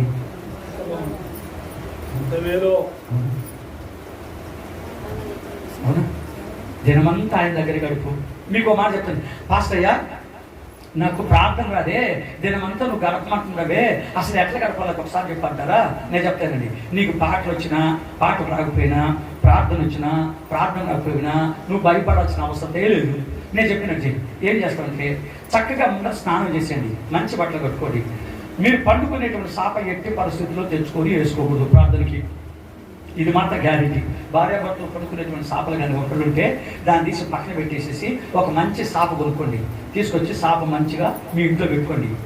భర్తకు కావాల్సిన అవసరాలను చూసేయండి, బిడ్డలు కావాల్సిన అవసరాలను చూసేయండి. ఇక మీరు చేయాల్సిన పని ఏంటంటే, పాట వస్తుందా, నీకు ఎన్ని పాటలు వస్తాయని పాటలు పాడుకో. చదువు వచ్చా, 1 అధ్యాయం చదువుతావో, 2 అధ్యాయం చదువుతావో, 3 అధ్యాయం చదువుతావు, నీ ఇష్టం. ఆ తర్వాత అయిపోయింది, ప్రార్థన చేయాలనుకుంటున్నానుకో, నీకు వచ్చినంత వరకు మాత్రమే ప్రార్థన చేయి.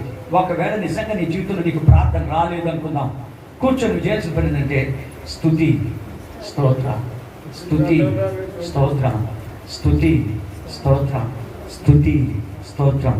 ఇక ఇది తప్పితే ఇంకొక మాట మాట్లాడబక్కండి. నిద్ర వచ్చినంత వరకు దాకా ఇంకా అదే మాట వాడుతున్నాండి. ఓకేనా? దాదాపు ఒక 20-25 నిమిషాలు చెప్పేటప్పటికి నిజంగా కొత్తగా వచ్చేవాడికైతే ఖచ్చితంగా నిద్ర వస్తుంది, గ్యారెంటీ వస్తాయి. వచ్చినా మీరు మాత్రం ఆ పదాన్ని వదలకుండా అక్కడే పడుకోండి,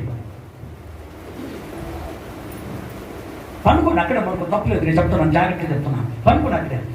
మళ్ళా ఒకసారికి వస్తుంది దేవుని ఆత్మ వచ్చి తక్కువగా పండుకున్నావు, టైం వేస్ట్ అయిపోతుంది, వ్యర్థమైపోతుంది, చెప్పినట్టు మాట్లాడి రేపు మనసు చెల్లించు అంటది. మళ్ళీ టక్కర్ వేసేసి మొహం కొడుకొని మళ్ళీ కూర్చోవాలి. ఇక నువ్వు చేయాల్సిన పని అదే. నువ్వు ఎప్పుడైతే అట్లా కూర్చోడానికి మొదలు పెడతావో కొద్ది రోజులు నేను గమనిస్తాడు ఆయన.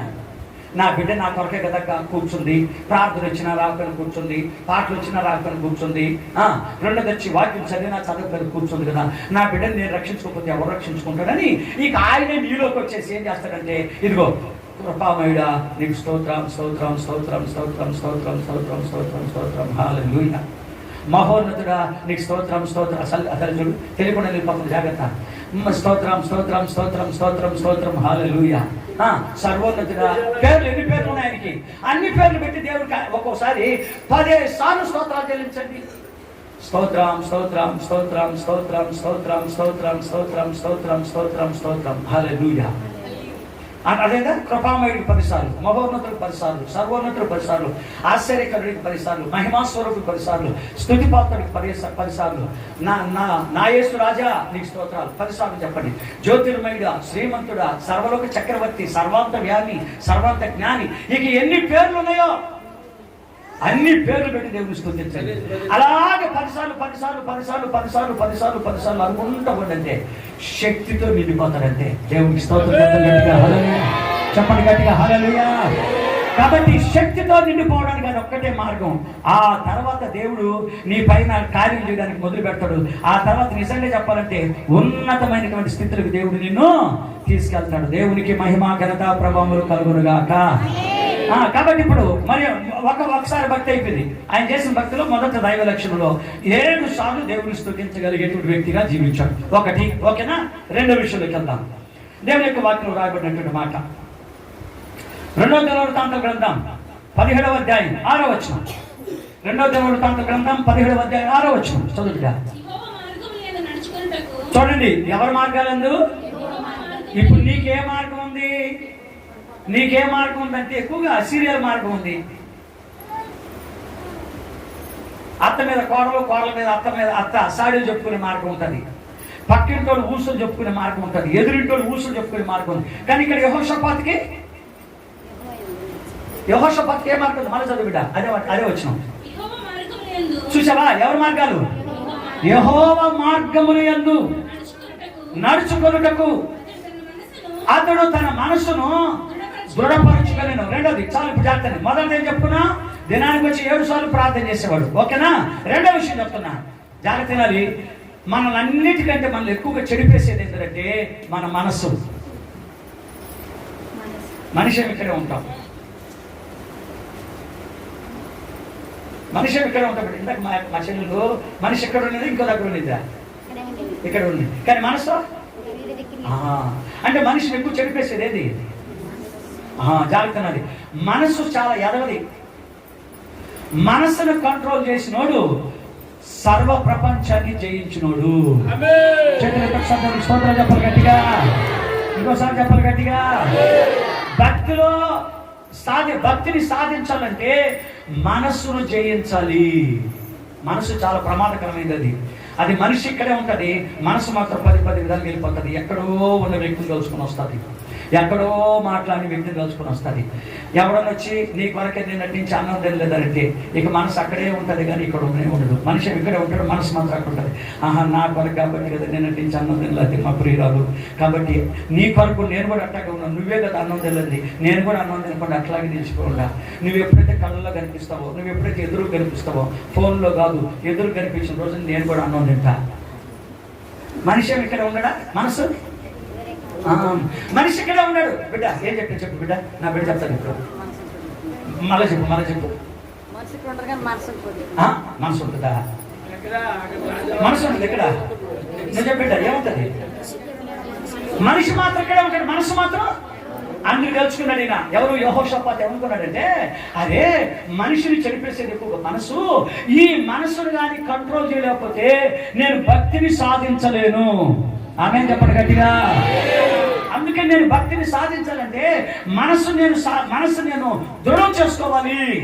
కొన్ని సందర్భాలు మనం ఏం చేస్తా తెలిసిన, ప్రార్థనలో కూర్చుంటామా, ప్రార్థనలో కూర్చున్నప్పుడే జ్ఞాపకాలకు వస్తాయి. ప్రార్థనలో కూర్చోక ముందు జ్ఞాపకాలకు రావు. ప్రార్థనలో కూర్చున్నప్పుడు మాత్రం జ్ఞాపకం వస్తుంది. ఎందుకు చెప్పండి? మనిషి ప్రార్థన చేయని పని చేయడానికి ఇప్పుడు ఇది కదా నా మాటని, ఇప్పుడు కదా ఫోన్ చేయాల్సిందే. ఇప్పుడు చేసి మీ ప్రియుడితో మాట్లాడు, ఒకసారి మాట్లాడి నేను చెప్పినట్టు ఎందుకు ఇప్పుడు ఎంతకు వచ్చి కూర్చున్నా? ఇప్పుడు నీకు భక్తి కావాల్సింది. భక్తి కావాల్సింది ఎప్పుడు? పొళ్ళు ఉడిపినప్పుడు, ఎంటుకలు తెల్లబడినప్పుడు, అప్పుడు కదా భక్తి. ఇప్పుడు ఎందుకు నీకు భక్తి? చిన్నక్క నా మాటను, నీ వయసు అంతా ఎంత? 17 సంవత్సరాలు, 18 సంవత్సరాలు. ఇప్పుడు నువ్వు తినే ప్రాయం, నువ్వు తాగే ప్రాయం, సుఖించే ప్రాయం, నువ్వు అనుభవించే ప్రాయం. కాబట్టి భక్తి ఇప్పుడు వద్దు. నీ చెప్పిన నా మాటనే నువ్వు ప్రార్థనలో కూర్చున్నప్పుడు మాత్రమే వస్తుంది. అంతకు ముందు దాకా నీ దగ్గరికి వచ్చింది మాత్రం కానీ ఎందుకు చెప్పండి? ఎప్పుడు అప్పుడే ఎందుకు వస్తుంది? మన భక్తిని పాడు చేయడానికి. అందుకని ఇప్పుడు ఈ యెహోషాపాతు ఏం చేసేది వచ్చిన, నా మనసు చాలా దౌర్భాగ్యమైంది, ఈ మనసు నేను దీన్ని అనుసుకోకపోతే నాకు కుదరదని. అప్పుడు ఆయన ఏం చేశాడంటే తన మనసుని దృఢము చేసుకునేను. దేవుని స్తోత్రం గట్టిగా హల్లెలూయా చెప్పండి, గట్టిగా హల్లెలూయా. ఇప్పుడు మీకు మాట చెప్తాను, మనసును దృఢం చేసుకోవడానికి మీకు మాట చెప్తున్నా, ఏమనుకోకండి. ఇప్పుడు ఫోన్లు వస్తూ ఉన్నాయి, ఓకేనా? కొంతమంది ఫోన్లు వస్తూ ఉన్నాయి. ఫోన్లతోనే కాంటాక్ట్ అయిపోయింది అంటే ఇప్పుడు దాని అర్థం ఏమని?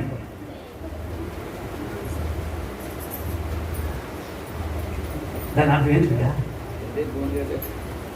అర్థం కాదు, మీకు అర్థం కదా. ఇప్పుడు కాదు, మా తమ్ముడు అప్పుడు, ఇప్పుడు ఈయన కూడా మా తమ్ముడు కూడా ఇందాక 2 సార్లు చూసా.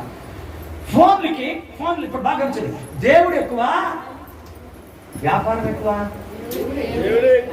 దేవుడు ఎక్కువ, డబ్బు ఎక్కువ, దేవుడు ఎక్కువ, పరపతి ఎక్కువ. ఇప్పుడు జాగ్రత్త. దేవుని మందిరంలో ఉండి 1 గంట సేపు నీతో నాకు అక్కర్లేదని స్విచ్ ఆఫ్ చేసేసి అక్కడ పక్కన పెట్టావనుకో, ఎవరికి ఇచ్చినట్టు? నువ్వు దీన్ని తీసుకొచ్చాడు సైలెంట్లో పెట్టేస్తే ఇక్కడ వాక్యాన్ని ఏంటంటే అక్కడ అదే వింటున్నావు అనుకో, అని వాడు ఏమన్నా ఇస్తాడు? మంచి మూమెంట్లోకి వచ్చాడు, గిల్లింగ్ గిల్లింగ్ గిల్లింగ్ గిల్లింగ్ గిల్లింగ్ గిల్లింగ్ అంటాడు. అంటే మనసు అంతా ఎక్కడికి వెళ్ళిపోతుంది? వెళ్ళిపోతుంది అంతే. అంటే మనసు ఏమైపోయింది? అక్కడ పోయింది. అందుకే యెహోషాపాతు మీద ఎందుకు చెప్తానంటే, తమ్ముడు ఉన్నాడని నేను చెప్పకూడదని గమ్ము చెప్పినా. నా సంఘంలోకి వస్తే ఒక్కడ కూడా ఫోన్ మోగిందంటే అందరి మధ్యలో అవమానం చేసేస్తా వాళ్ళు. నాకున్న నేచర్ అది. దేవుని కంటే ఎక్కువ ఎవ్వరికి ప్రాధాన్యత ఇవ్వకూడదు అనే నేచర్. ఒక్కసారి అది చేసేసానుకో, ఇది జీవితంలో వాళ్ళు బ్రతుకున్నంత వరకు సెల్ మాత్రం పెట్టుకొని చేసేదానికి అవకాశాలు ఎవరి వరకు? ఇప్పుడు మేము ఉన్నది చెప్పకపోతే మీరు ఎప్పుడు మారుతారు? అవునా కదా? కాబట్టి నమ్ముడు గట్టిగా దేవునికి స్తోత్రం కలుగును గాక. హల్లెలూయా. అట్లని పాస్టర్ గారు మమ్మల్ని దిద్దించాలనా అని మాత్రం అనుకోపకండి. దేవుడు మీ మేలుగానే చెప్పిస్తున్నాడు. ఆమేన్, హల్లెలూయా. దేవుడి కంటే ఏది ఎక్కువ అలా కాదు. అందుకని ఇక్కడ రాబండి మనసుని ఏం చేసుకున్నాడంట?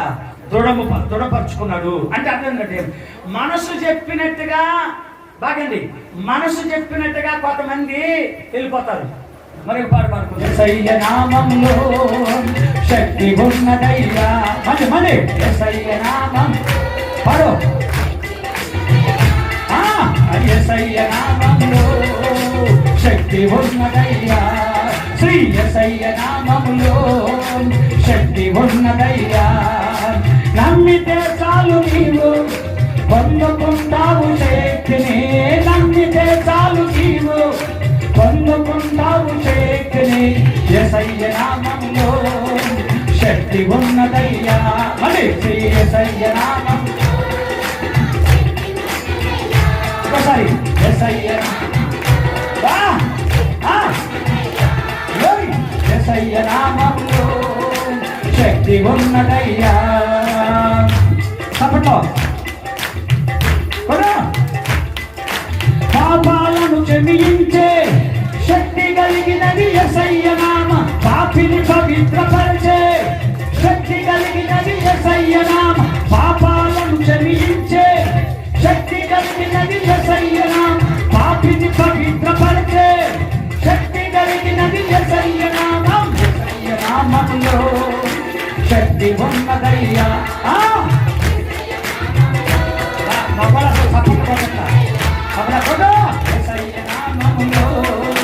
శక్తి ఉన్నదయ్యా.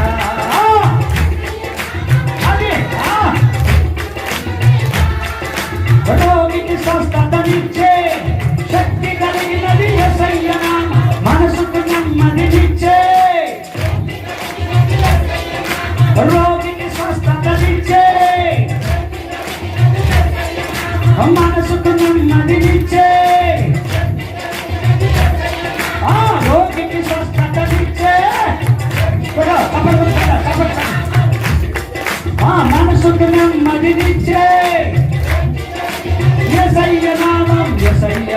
నామములో శక్తి ఉన్నదయ్యా, శ్రీ యేసయ్య నామములో శక్తి ఉన్నదయ్యా, యేసయ్య నామములో శక్తి ఉన్నదయ్యా, శ్రీ యేసయ్య నామములో శక్తి ఉన్నదయ్యా. నమ్మితే చాలు నీవు పొందుకుంటావు శక్తిని, నమ్మితే చాలు నీవు పొందుకుంటావు శక్తిని, యేసయ్య నామములో శక్తి ఉన్నదయ్యా, శక్తి ఉన్నదయ్యా. తప్పకుండా చదువులా కొడు. నమ్మితే చాలు నీవు పొందుకుంటావు శక్తిని, నమ్మితే చాలు నీవు పొందుకుంటావు శక్తిని, యేసయ్య నామములో శక్తి ఉన్నదయ్యా. అని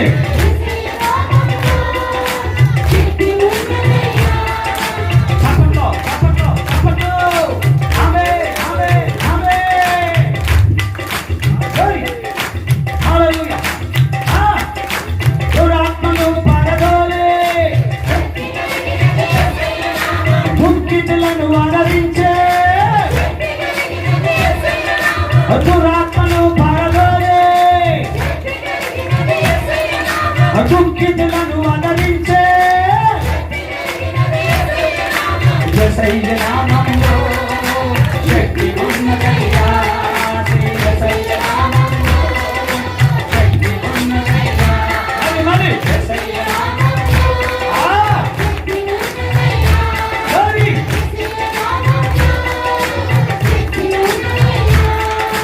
నమ్మితే చాలు నీవు పొందుకుంటావు శక్తి, నమ్మితే చాలు నీవు పొందుకుంటావు శక్తిని, యేసయ్య నామములో శక్తి ఉన్నదయ్యా,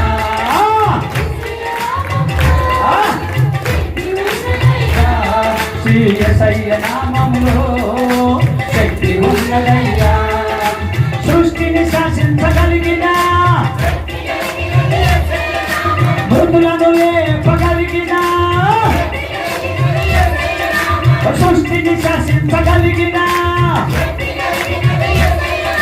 మృతులను లేపగలిగిన, సృష్టిని శాసించగలిగిన, మృతులను లేపగలిగిన, యేసయ్య నామములో శక్తి ఉన్నదయ్యా,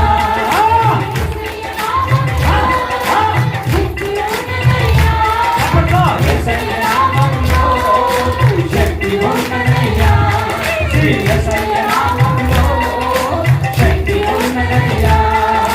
నమ్మితే చాలు నీవు పొందుకుంటావు శక్తిని, నమ్మితే చాలు నీవు పొందుకుంటావు శక్తిని, యేసయ్య నామములో శక్తి ఉన్నదయ్యా, శ్రీ యేసయ్య నామములో శక్తి ఉన్నదయ్యా.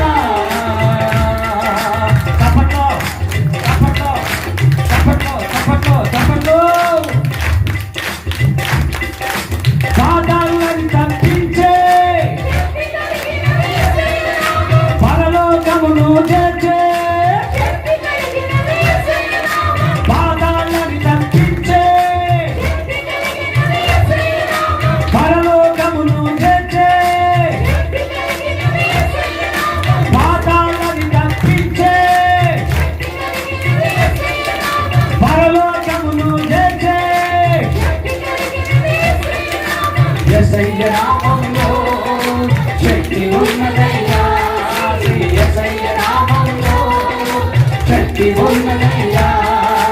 నమ్మితే చాలు నీవు పొందుకుంటావు శక్తిని, నమ్మితే చాలు నీవు పొందుకుంటావు శక్తిని, యేసయ్య నామములో శక్తి ఉన్నదయ్యా, శ్రీ యేసయ్య నామములో శక్తి ఉన్నదయ్యా. హల్లెలూయా. కోసం గట్టి చప్పట్లు పట్టండి. కొడు కొడు కొడు కొడు బిడ్డ బిడ్డ కొడు. ఆమేన్. దేవునికి మహిమ ఘనత ప్రభావాలు కలుగును గాక. ఆమేన్. పైకి తీసుకుని మన దగ్గర మొదట ఏం చేశాడు? మొదట ఏం చేశాడు ఆయన? దినానికి వచ్చి 7 సార్లు ప్రార్థన చేసి అనుభవంలోకి వెళ్ళాడు. రెండోది ఏం చేశాడు? మనస్సును దృఢం చేసుకున్నాడు. చెప్పండి, రెండోది ఏమన్నాడు? మనస్సుని దృఢం చేసుకున్నాడు. ఇక మూడో విషయం చెప్తున్నా, అక్కడ రాయబడి ఉంది, ఉన్నత స్థలములను దేవతా స్తంభములను యోధాలో నుండి తీసివేశాను. ఇప్పుడు జాగ్రత్త, అక్కడ 2 కార్యాలు జరిగినాయి. ఒకటి ఉన్నత స్థలములను అనే మాట, రెండోది దేవతా స్తంభములను అనే మాట. జాగ్రత్త, మీకు మూడోది ఉన్నత స్థలములను, రెండోది దేవతా స్తంభములను ఏం చేశాడంట? యోధాలో నుంచి తీసేశాడు. జాగ్రత్త, ఆయన చేసిందేమో విగ్రహారాధన తీసేశాడు. అంటే విగ్రహారాధన గుళ్ళు తీసేశాడు, విగ్రహారాధకుల బొమ్మలని తీసేశాడు ఆ దేశంలో నుంచి. అయితే వాళ్ళకంటే ఎక్కువగా విగ్రహారాధన చేస్తున్నాం మనం. వాడు కేవలం విగ్రహారాధన మాత్రమే చేశారు బిడ్డ. వాళ్ళకంటే, ఆయనకంటే మనం ఎక్కువ చేస్తున్నాం. ఆ దేశంలో ఉన్న వాళ్ళకంటే మనం ఎక్కువ చేస్తున్నాం. ఏంటి ఫస్ట్ ఎట్ట చెప్పండి అంటారా? మీకు మాట చెప్తానండి. కట్టుకున్న భర్తున్నాడు నాన్న, దేవుడి కంటే కొంతమంది ఏం చేస్తారు? ఎక్కువగా ప్రేమిస్తారు. మీకు బిడ్డ, రేపు నీ జీవితంలో ఆదరించేది చక్కని అందగాడిని బాబు. చాలా నిజం చెప్పాలంటే చాలా సంతోషంగా నాకైతే వాసన చెప్పాలంటే. కానీ ఆ అందాన్ని దేవుడి కంటే ఎక్కువగా ప్రేమించకూడదు. దేవుడి కంటే కట్టుకున్న భర్తని ఎక్కువ ప్రేమించినా ఆయన ఓర్చుకోలేడు. దేవుడి కంటే కట్టుకున్న భార్యని ఎక్కువగా ప్రేమించినా ఆయన ఓర్చుకోలేడు. దేవుని కంటే వ్యాపారాన్ని ఎక్కువగా ప్రేమించినా ఆయన ఓర్చుకోలేడు. దేవుని కంటే డబ్బుని ఎక్కువగా ప్రేమించినా ఆయన ఓర్చుకోలేడు. దేవుడి కంటే వెండి బంగారాలను ఎక్కువగా ప్రేమించినా ఆయన ఓర్చుకోలేడు. దేవుడి కంటే మనవల్ని మనవరాలని ఎక్కువగా ప్రేమించినా ఆయన ఓర్చుకోలేడు. బిడ్డల్ని ప్రేమించినా ఆయన ఓర్చుకోలేడు. అది దేవుడి కంటే ఎక్కువగా నువ్వు ప్రేమించడానికి వీలు లేదు. మీకు ఒక పోయినసారి కూడా వచ్చినప్పుడు ఒక మాట చెప్పాను. నేను ఒక మాట చెప్పిన, వయసు వచ్చి 22 సంవత్సరాల అమ్మాయికి 2 పిల్లలు. కుటుంబం దగ్గరికి దారి వెళ్తా ఉన్నా, మాకు తెలియదు అమ్మాయి ఎక్కడ ఉందని. నేను మమ్మల్ని గమనించింది, పాస్టర్ గారు రండి రండి రండి రండి రండి, నేను ఇక్కడుండేది ఇక్కడే, జ్యోతమ్మ అమ్మాయి పేరు, నేను ఉండేది ఇక్కడే, రండి రండి రండి. బిడ్డ అని ఎప్పుడు వచ్చాము ఇక్కడికి? అయ్యగారు మేము ఉండేది కరెంట్ ఆఫీస్ దగ్గర ఉన్నాం, ఇప్పుడు మాత్రం ఇక్కడికి వచ్చాము అయ్యగారు. సరే ఏ బిడ్డ ఎలా ఉన్నారు? బాగున్నారా? అంతా బాగున్నా ఉన్నారే కదా. అయ్యగారు మీరు కాఫీ తాగుతారా, టీ తాగుతారా? నీ ఇష్టం, చిన్న బిడ్డ తాగేస్తాను. సరే కాఫీ పెట్టుకోవడానికి బెడ్రూమ్కి వెళ్ళి, వంటగదికి వెళ్ళి. నాకుండే పిచ్చి అంతా ఏంటంటే, ఇప్పుడు నేను ఈ బిడ్డ ఇంటికాడికి వెళ్ళాము భోజనం చేయడానికి వెళ్తే నాకుండే అలవాటు అంత ఏంటంటే, ఆ ఇంట్లో ఉండేటువంటి కార్యాలు ఎలా ఉన్నాయి, ఆ ఇల్లును చూస్తే నా చెల్లెలు భక్తి ఎట్టట్టు ఓన్లీ క్యాల్కులేషన్ వేసేయచ్చు. అంటే భక్తి మనకి ఏం నేర్పిస్తుంది అంటే పరిశుద్ధత నేర్పిస్తుంది. ఏం నేర్పిస్తుంది బిడ్డ? కొంతమంది ఇళ్ళ కాడికి వచ్చేమనుకోండి, సపోజ్ చెప్తున్నా, ఏమనుకోబాకండి, బీరువాళ్ళు ఉండే దగ్గర చిన్న ప్లేట్లు ఉంటాయి, కొంతమందికి బట్టలు ఉండే దగ్గర ఇరిచిన బట్టలు వేసి పెడతారు. ఎక్కడ ఏ వస్తువు పెట్టుకోవాలని ఎవరికి తెలియదు. అట్లా నీకు తెలియలేదు అంటే అర్థం ఏంటంటే ఆత్మ సంబంధమైన జ్ఞానాన్ని నువ్వు కోల్పోయావు అని. అందుకే చెప్తున్నా. సరే జ్యోతం ఇంట్లోకి వెళ్ళాను, ఆమె కాఫీ పెట్టడానికి వెళ్ళి నేను వరుసగా ఇట్లా పరిశీలన చేసుకుంటూ వస్తున్నా, ఎక్కడ ఏది బాగుందా ఏంది, ఈ సిస్టర్ గారి నాకు చాలా రోజులు పరిచయం ఏంటి, దూరం ఏంటి, ఎట్లా ఉందని చూసుకుంటూ వచ్చినాను. చూస్తే ఆ గోడ మీద మగ మనిషి బొమ్మ వేసి దానికి పూలదండ వేసి ఉండదు. కుండే గభీరంగా నాకు మనిషి దొరికితే అబ్బాయికి 24 సంవత్సరాలు 20 సంవత్సరాలు ఉంటాయి, దండేసి ఉంది. సరే ఏం అడుగుదాం చూద్దామని నేను కలుసుకొని వచ్చాను. కాఫీ ఇచ్చింది, తాగాము. బిడ్డ నేను ఒక మాట అడగొచ్చు అన్న, అడుగుంటే అక్కడ ఆ ఫోటో ఎవరు? మా ఆయన అక్కడ. ఏంటి బిడ్డ మీ ఆయన? నిజం చెప్పి బిడ్డ, ఎందుకో నాకు పక్కన వచ్చాను. నిజం మీ ఆయననా? అవును అంకుల్ మా ఆయన. ఎంత చిన్న వయసులో ఎట్లా చచ్చిపోయాడు? అతను ఎట్లా చచ్చిపోయాడు అన్న. అంకుల్ నీకు అది చెప్పుకుంటే బాగుండదు, నీతో చెప్తే దేవుడితో చెప్పినట్టు చెప్తాను నేను అని కూర్చున్నా దగ్గర. అయ్యగారు నాకు వచ్చి 12 సంవత్సరాలప్పుడు మ్యారేజ్ అయ్యింది. 12 సంవత్సరాలు నాకు మ్యారేజ్ అయ్యి మా ఆయనకి అప్పుడు 15 సంవత్సరాల వయసులో పెళ్లి చేసేసాను. ఈ చిన్నతనంలో పెళ్లి చేయడం వలన మా ఆయన మీద నాకు కలిగి ప్రేమిపోయింది. ఒకటి. రెండో విషయం, మేము ఉండే వీధుల్లో ఇప్పుడు అది రోడ్, అది ఇప్పుడు ఎట్లా ఉంటుందో ఇల్లు రోడ్ అదే, అనేక మంది దైవ సాగులు వచ్చి అక్కడ ప్రార్థనలు పెట్టేవాళ్ళు. ఈ అమ్మాయికి ఏమనిపించేదంటే మా ఆయన్ని ఎట్టి పరిస్థితులు అక్కడ వానివ్వడు అని ఆలోచన చేసి ఈయన ఇంట్లోంచి బయటకు వెళ్ళిపోతాడు, గేడేసేది. గడిసి తర్వాత వచ్చి ఆ కట్టలు వేసేసేది. ఆ మీటింగ్ పెట్టి చేస్తున్న పాటలు పాడుతున్నా, వాక్యం చెప్తున్నా, దాని మీదకి మనసు మాత్రం పానిచ్చేది కాదు. అట్లాగా 7 సంవత్సరాలు చేసిందంట అమ్మాయి. నేను బిడ్డ 7 సంవత్సరాలు చేసింది. బాగినమాట. ఆయనకు 19వ సంవత్సరం వచ్చేటప్పటికి 2 బిడ్డలు గణేసింది. దేవుడు చూశాడు. నాకంటే నీ భర్తను ఎక్కువగా ప్రేమిస్తావా అని దేవుడే కావాలని ఏం చేశాడంటే వాళ్ళ మైండ్లో ఒకటి పెట్టాడు. ఏంటంటే నాగపట్నానికి మనం ఎక్స్కర్షన్కి వెళ్ళాలి. నాగపట్నంలో ఆ బొమ్మ చూసి రావాలి, ఈ బొమ్మ చూసి మేరమ్మ మందిరం చూసి రావాలని ప్రేరణ పెట్టాడు. మొత్తానికి డబ్బులు కట్టేశారు. అందరు కలుసుకొని అక్కడికి వెళ్ళారు. అన్నీ చూసుకొని తిరిగి వస్తూ ఉన్నారు. కరెక్ట్గా 100 కిలోమీటర్లు వచ్చిందంటే 110-120 కిలోమీటర్లు వచ్చేటప్పుడు రావుడు ఒక తూర్పు కొట్టేశాడంటే కొడితే ఇక్కడ నుంచి పైకి ఎగిరి పైనుంచి కింద పడ్డాడు. బాగా నాలుగమాట. దాంట్లో చాలా మంది ఉన్నారు, కానీ చిన్న దెబ్బలు అందరికీ. కానీ ఈయనకి మాత్రం భర్తకి మాత్రం ముక్కులు కొండ రక్తం కలిగి అక్కడికక్కడిగా చచ్చిపోయాడు. కారణం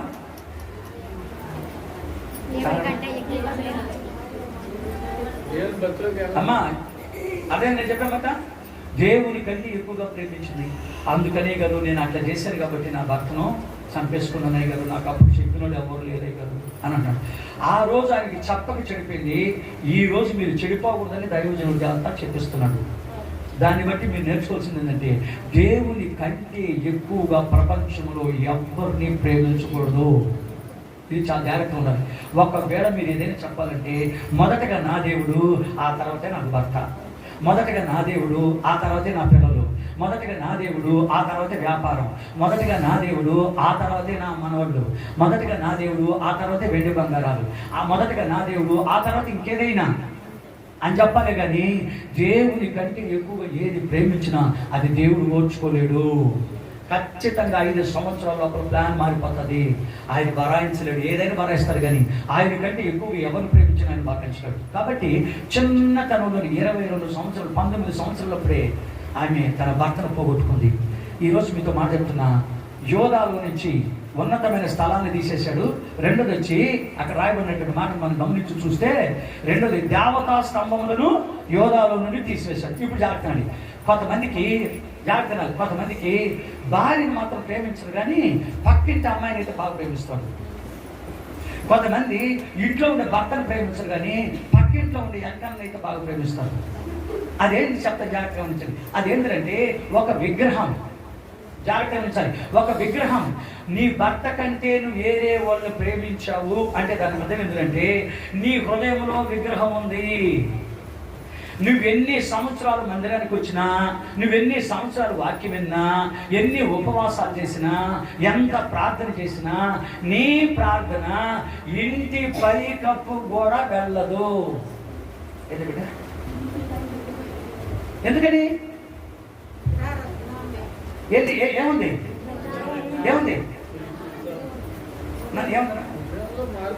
అది ఏంటది? విగ్రహం. అది నేను చెప్పేది.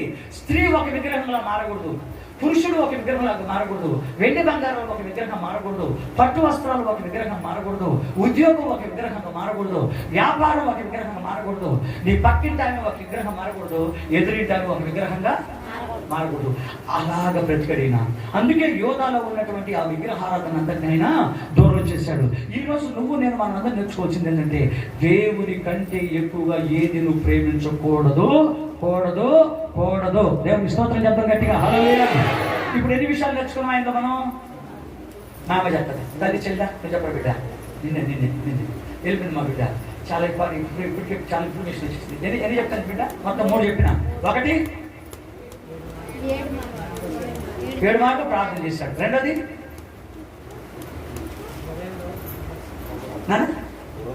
మతముడు చెప్తాడు. అదే ప్రమాణం ఏమని దేవుడితో ప్రమాణం ఏమని? దేవుడితో ప్రమాణం చేశాడు. ఏమని? దినానికి వచ్చి 7 సార్లు ప్రార్థన చేస్తాను అని ప్రమాణం చేసుకున్నాడు. అది ప్రమాణం మొదటి. రెండోది ఏంటంటే, రెండోది విషయం మనం ఆయన దగ్గర జాగ్రత్తగా గమనిస్తే ఏం రాసి ఉండదంటే, ఆయన మనసును స్థిరపరుచుకున్నాడు, దృఢపరుచుకున్నాడు. స్థిరం అటు ఇటు బాగా మనసుని జాగ్రత్తని.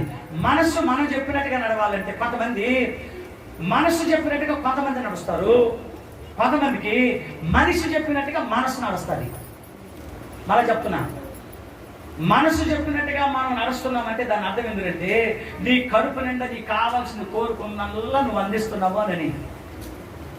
నాకు అర్థం చెప్పమంట, నీ మనసు చెప్పినట్టుగా నువ్వు నడుస్తున్నావు అంటే దాని అర్థం ఏంటంటే కడుపు కావాల్సినంత 24 గంటలు హౌస్ఫుల్ చేస్తున్నావు ఈ పట్టుని. అందుకే తినడానికి తిండి, కట్టుకోవడానికి బట్ట, ఉండడానికి ఇల్లు, కావాల్సిన అవసరతలన్నీ నీకు తీరాలంటే ఈ కడుపును నువ్వు ఎప్పుడైతే అన్ని విషయాల్లో పెంచుతా ఉంటావో దినదినము దినదినము దినదినము దినదినము దినదినము తాను నడుస్తూ ఉంటుంది పేదలకు, దరిద్రంగా. అయితే మనసును కంట్రోల్ చేసుకోవాలంటే మనిషి చెప్పినట్టుగా మనసు వినాలి, కానీ మనసు చెప్పినట్టుగా మనిషి వినకూడదు. అది ఎప్పుడు జరుగుతుందంటే నీ కడుపుని కంట్రోల్ చేయాలి. రాత్రి చెప్పాను 14 ముద్దల్లో 7 ముద్దలు తీసి పక్కన పెట్టి 7 ముద్దలతో దీని పైకి లేయాలి, మిగతా 7 ముద్దల్ని నీటితో నింపాలి అన్న. ఎందుకది? మనిషిది మనం చెప్పినట్టుగా మనసు వినాలి, కానీ మనసు చెప్పినట్టుగా మనం వినకూడదు. మనం హౌస్ఫుల్ చేసామనుకో మనసు చెప్పినట్టుగా మనం వింటాం. అదే మనం చెప్పినట్టు అది వినాలంటే అది కీతాళం దాని కీతాళం. అది చేతులతో ఒకసారి నేను స్తోత్రం చెప్పాలి గట్టిగా. హల్లెలూయా. ముందు మా రవి అసలు ఎన్నాడో వెళ్ళలేదు, నాకు ఇప్పుడు తెలిసిపోతుంది. రవి ఏం చెప్పింది? రవి కీతాళం 3వది ఏం చెప్పింది? నాన్న రాజు, నువ్వు చెప్పు రాజు. అదే కీతాళం, దాని కీతాళం ఏంది? మనసు చెప్పినట్టు మనం వినాలన్నా, మనిషి చెప్పినట్టు మనసు వినాలన్నా? ఏంది విశ్వాసరావు? ఏంది తమ్ము చెప్పమాట? మనిషి చెప్పినట్టు మనసు వినాలన్నా, మనసు చెప్పినట్టు మనిషి వినాలన్నా? మనసు వినాలి. మనిషి చెప్పినట్టుగా మనసు వినాలంటే ఇప్పుడు ఏం చెప్పాను? కడుపుని అంటే దాని అర్థం ఏంటంటే బ్రతికేదానికే తినాలి, కానీ తినేదానికి బ్రతకూడదు.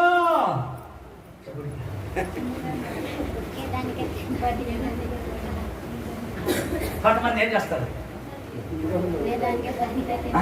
కొంతమంది జన్మ ఎందుకురా, చికెన్ ఎత్తుకురారా, మటన్ ఎత్తుకురారా, బాగా తిని మందు తెచ్చుకొని తాగి రకరకాలుగా జీవిస్తున్నారు. ఈరోజు నీతో చెప్తున్నా, దేవుడిని చెప్పే మాట ఏంటంటే మనిషి చెప్పినట్టు మనసు తినాలంటే దాన్ని ఖాళీ కడుపు పెట్టాలి కొంత. దేవుని స్తోత్రం చెప్తాం గట్టిగా. హల్లెలూయా చెప్పండి గట్టిగా. హల్లెలూయా.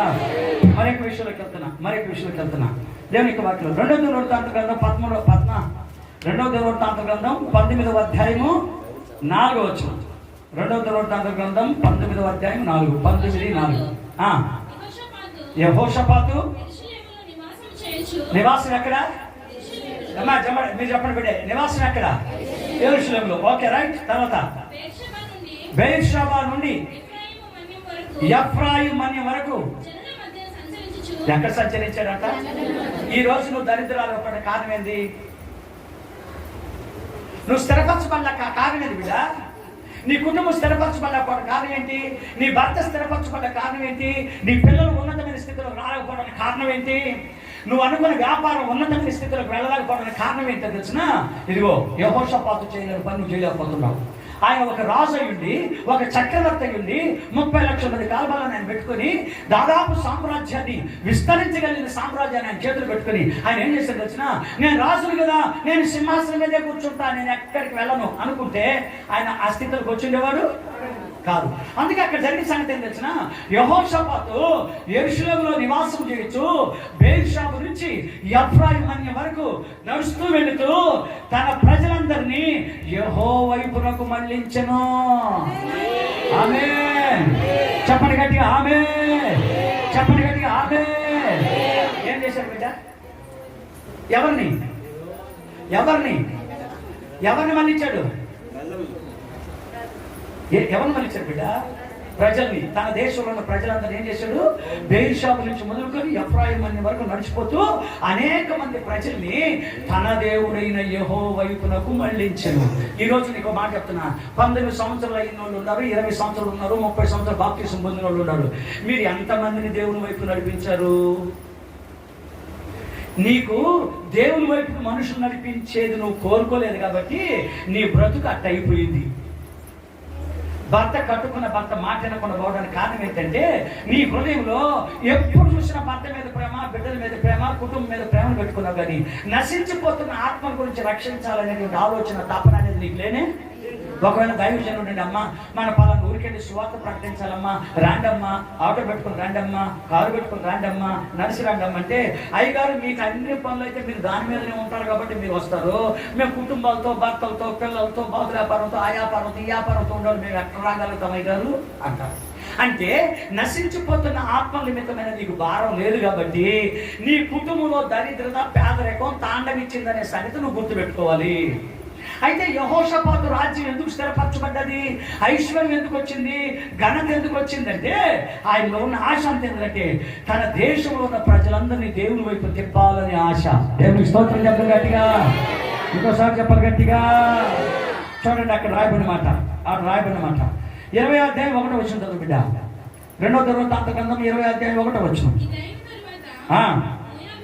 మోయాబీలను, అమ్మోనీలను, మెమోనీయులను కొందరును దండెత్తి చేతులతో ఒకసారి దేవునికి స్తోత్రం చెప్పండి గట్టిగా, ఇంకోసారి చెప్పాలి గట్టిగా. ఆయన అంతకుముందు ఏం చేశాడు, ఆయన ఎఫ్రాయిం మన్యం నుంచి మొదలుకొని బేర్షాబు వరదాకా తిరిగి తన దేవుడైన యెహోవా వైపునకు ప్రజలందరినీ మళ్ళించాడు. ఓకేనా, మళ్ళించేశాడు. ఇప్పుడు దేవునికి ఇష్టమైన కార్యం చేశాడా, దేవుడు నేర్పించే కార్యం చేశాడా? ఇప్పుడు మీరేం చేస్తున్నారు? ఇప్పుడు మీరేం చేస్తున్నారు బిడ్డ? తమ్ముడు ఏం చేస్తున్నారు? ఇప్పుడు మనం ఏడిపించే కార్యాలు చేస్తున్నాం. మనం ఆయన దగ్గరికి ఏడిపించే కార్యాలు చేస్తున్నాం. ఆయన మాత్రం సంతోషపెట్టే కార్యాలు చేస్తే మనం ఏడిపించే కార్యాలు చేస్తున్నాం. సరే, దేవుడు సంతోషపెట్టాడు, ఓకే రైట్.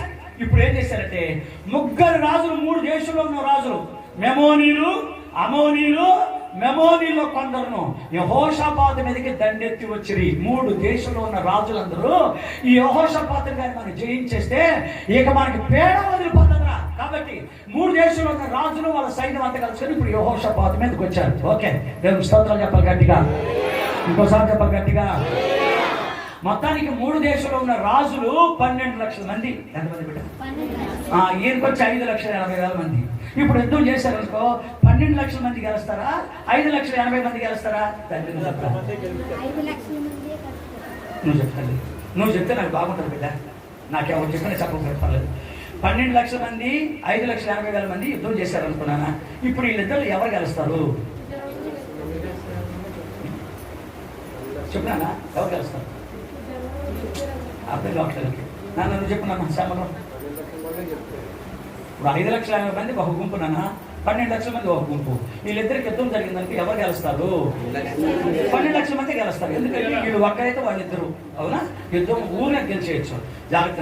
యెహోషాపాతు అంటాడు 5,80,000 మంది అయినా పర్వాలే, కానీ ఈ విజయం మాత్రం మనకే రావాలి. దేవునికి స్తోత్రం చెప్పడం గట్టిగా, ఇంకోసారి చెప్పాలి గట్టిగా.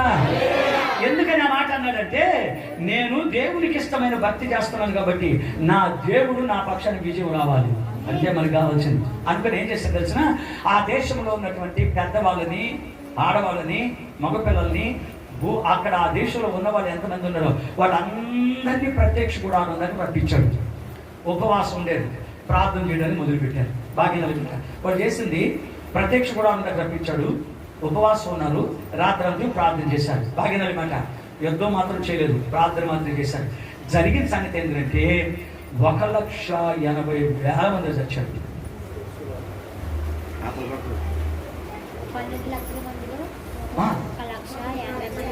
చచ్చారు.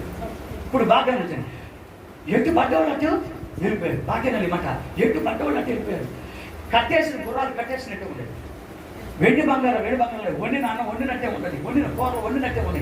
అడ్రస్ లేకుండా పారిపోయారు వాళ్ళు అందరూ. ఎటు పడ్డవాళ్ళు కలిపారు. కారణం ఎవరి మీద ఆధారపడ్డాడు? ఈరోజు నీ కష్టం, నీ భర్త మారాలంటే అదే స్తోత్రం, నీ పిల్లలు ఉన్నతమైన స్థితిలోకి వెళ్ళాలంటే అదే స్తోత్రం, నీ వ్యాపారం దీవించబడాలంటే అదే స్తోత్రం, నువ్వు అడుగు పెట్టిన ప్రతి ప్రదేశంలో నువ్వు ఆశీర్వాదకరంగా మార్చబడాలంటే అదే స్తోత్రం. స్తోత్రం. ఇక ఆ స్తోత్రం తప్ప వేరొక స్తోత్రమో లేదు. దేవుని స్తోత్రం చెప్పండి గట్టిగా, హల్లెలూయా చెప్పండి గట్టిగా, హల్లెలూయా. కాబట్టి మొత్తానికి అందరూ వెళ్ళిపోయారు, బట్టి వెళ్ళిపోయారు. అది జరిగిన సంగతి ఏం జరిగిందంటే మనం జాగ్రత్త గమనించి చూస్తే అక్కడ రాయబడినటువంటి మాట, ఇంకొక మాట కూడా అక్కడ 20 అధ్యాయం 3-4 వచ్చింది బిడ్డ. భయపడి ఎవరైతే విచారించడానికి మనమైతే ఏం చేస్తాం? బిడ్డ, ఓ తల్లి తల్లి తల్లి మనకు సమస్య వచ్చిందనుకో, ఎవరు చెప్పుకుంటారు ఎక్కువగా? దేవుడు చెప్పుకుంటారా? దేవుడు చెప్పుకుంటారా? ముందర ఏం చేస్తారు? భర్తకి చెప్పుకుంటారు, తర్వాత భార్యకి చెప్పుకుంటారు, తర్వాత పక్కింటి వాళ్ళకి, మన కైనోళ్ళకి ఎవరైతే బంధువులు ఉంటారో వాళ్ళకి చెప్పుకుంటారు. అయితే యెహోషాపాతు అది సంగతి. నువ్వు ఆశ్రయించబడడానికి మొదట పెట్టు అదే. ఎవరిని ఆశ్రయించబడ్డా దేవుణ్ణి ఆశ్రయిస్తేనే నీకు గొప్ప గిఫ్ట్, లేకపోతే లేదు. భయపడి అని రాసింది అక్కడ. అంటే వాళ్ళ సైన్యాన్ని చూసుకుని రాజు కూడా భయం వచ్చేసింది.